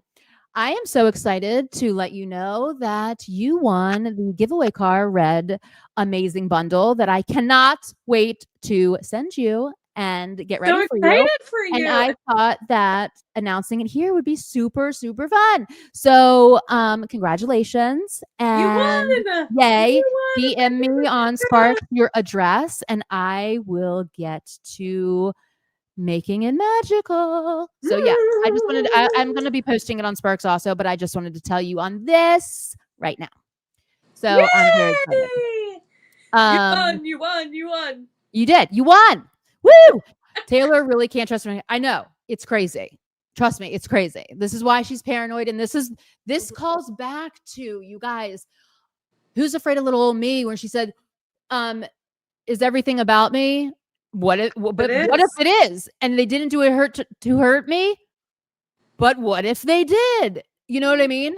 So I'm just saying, watch this space because I get my Swiftie senses get highly alerted when I make little through lines because I've had my eye on Jack for a while now, just because of certain scenarios where I'm like, why does he work with everyone in relation to like, okay, great. But she did make his career. Let's just not let's just be real. Let's hold this space for developments. This is an area that I've highlighted. It's in red and underlined that I am just very actively looking at it.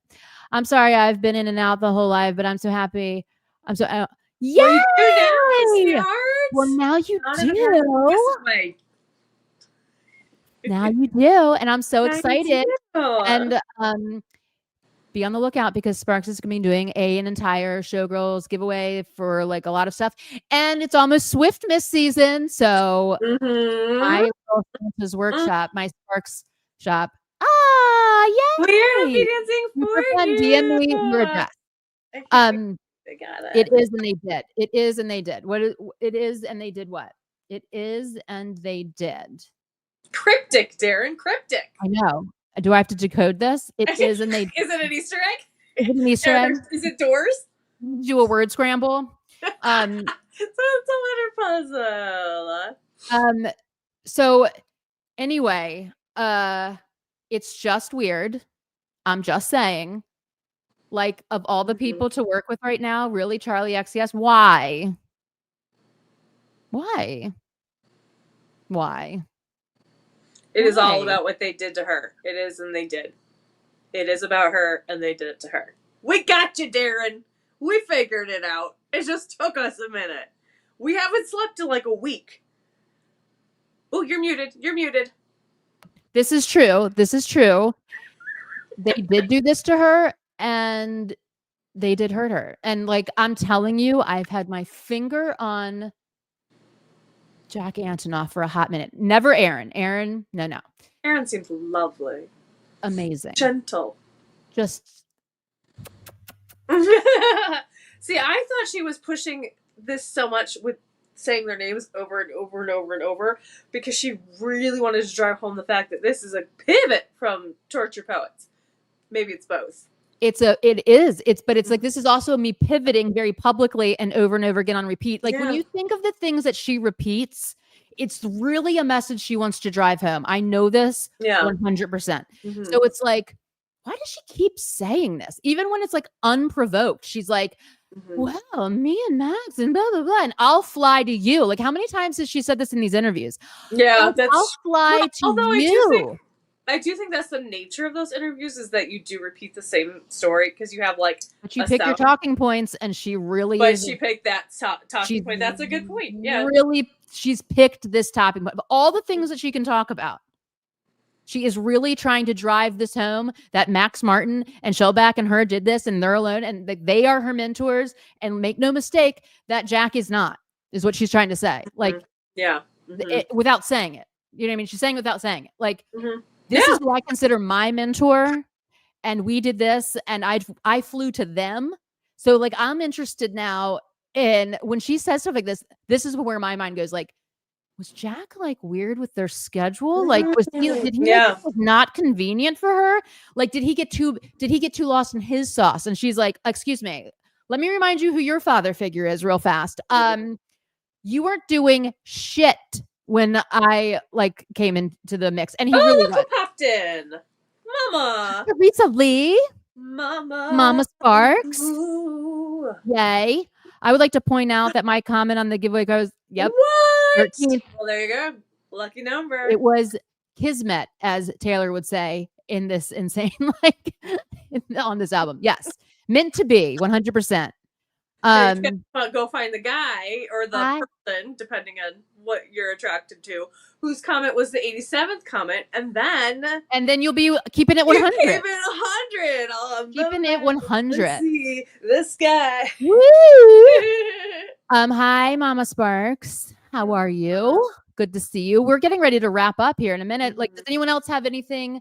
I feel like I skipped over one of. Oh, I wanted to look up. Hold on. I wanted to look up the rep outfit. Do we know what page this is on, Darren? Oh yes, is it in the drawings at the back? Because I feel like there were two like unseen things in those drawings. Not in And the one rep. Not was- in the rep one. One was a midnight shirt dress, and one was a The rep leather one. bodysuit. The rep one does not have a. Yeah, no, that's just those two. But hold on, let me see if there. Or maybe it's in a picture, like a behind the scenes picture, because obviously it wouldn't be a performance picture. It might be like, you know how she has those dressing room pictures in Yeah. here? Let me look. Please hold. Well, Please hold while I try to figure this I out. almost called you Ollie. Ollie. That's your British name, I'm with Ollie. Ollie, Let me look through see. the book. Oh, I don't know. Find us the green snake suit. Because like if she had a green and black rep suit and didn't wear it, I'll be like, why? Why? Wear the gold one when you wore. We have questions, Taylor. I saw it somewhere in there. Well, that's helpful. I saw one I'm just somewhere teasing. in there. Okay. Well, I will get back to you on our Wednesday session. We will look Because I will the scour this. sacred tome. Best of our believe I will people. scour this. Now I need to buy a record player. Did y'all notice? Or you could just look at it. I mean, sometimes I do that. Yeah, I don't have a record player yet, and look, I got like one. I two, do have three, one because four, I'm an five, audio six. file. Anyway, Mhm. did we notice what? In the Fate of Ophelia music video, the dressing room is where they had taken the videos. Did I already say this? I don't know. Where they taken the videos of the vinyls once all the vinyl variants dropped. Remember we had those silent videos on like a acrylic or clear record player.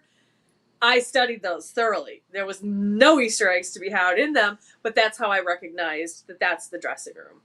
Well, that is an Easter. Now her putting in there, it becomes Right. the whole thing that's becomes true. an Easter egg. That's true. That's cool. Did any of you see her cat statue? Mm-hmm. I love that. And there's a picture of her grandmother Marjorie, who's Marjorie Finley, is in there, and Travie Trav. All right, well, I'm going to now be obsessing over this green and black rep suit, so I'm going to be finding that. But if anyone has anything else they want to discuss, or comment now, or comment if you're not watching this live. Comment below. We've been getting some great comments in, and it's been a lot of fun. But we're going to go live again Wednesday night. Time to be determined. We will announce it.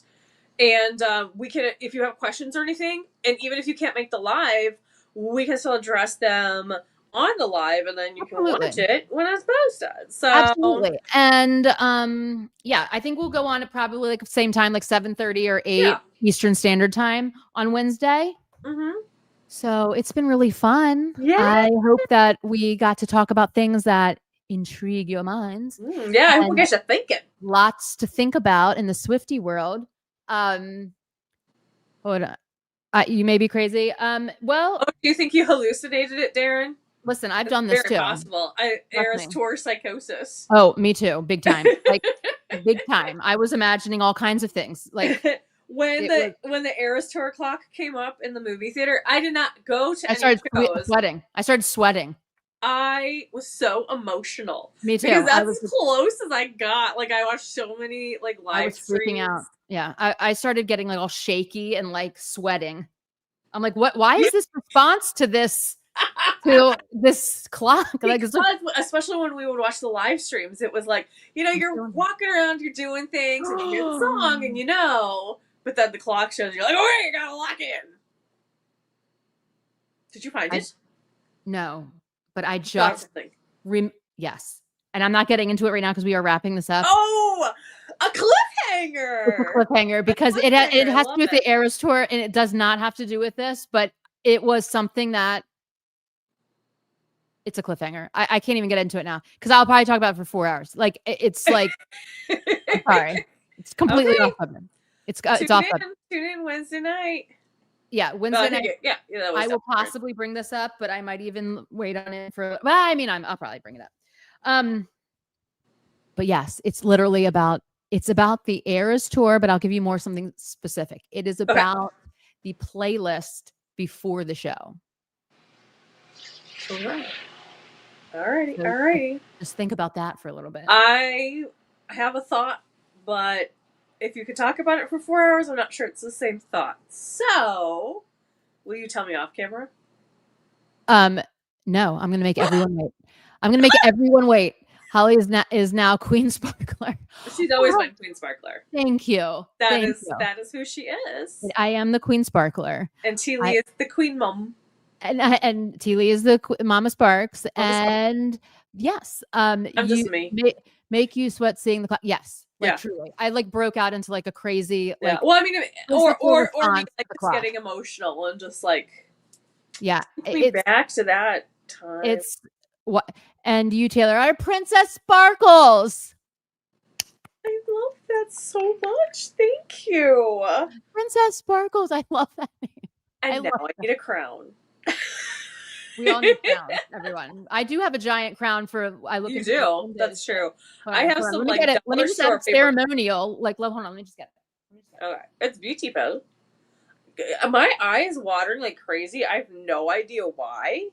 So like, if I'm sure I'm like rubbing it. Crown.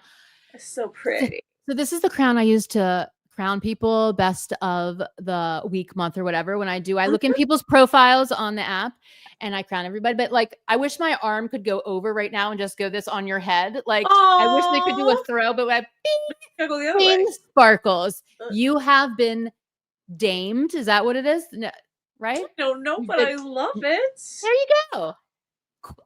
Princess Sparkles. My eye is watering because I'm emotional. Are you crying? Princess Sparkles. I sound like a Care Bear or something. I love that. I'm not going to edit this video, but if I did, I would actually put a crown over there. But like, this is just going to be straight on the live. So put it just for me. Okay. Well, I'll frame it and put it in my collage. Okay, I will do that just for you. But I'm not doing the whole video because I don't have 17 hours to do that. No, I know. This has literally been like a 4 hour like 3 hour live. 3 hour live. We're still not out of stuff to talk about. We're still not out of stuff to talk about. All of you who like watch the whole thing. I know. Love you all. We love it. We love it. We celebrate. We clap each year. We clap, snap, and bracelet shake every second.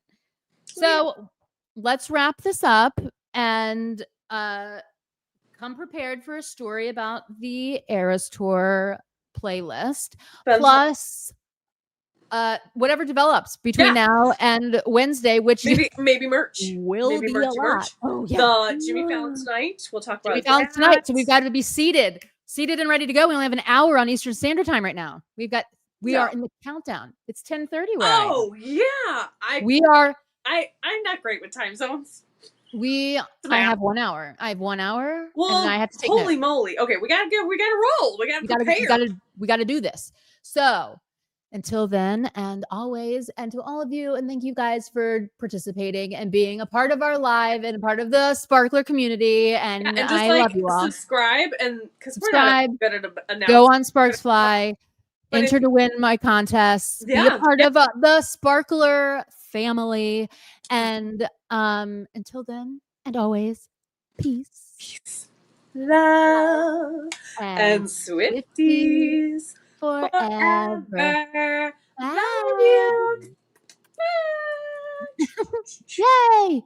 Thanks for joining. We really appreciate you. Yay! We love you. Yay! Yay! We can never get out of it.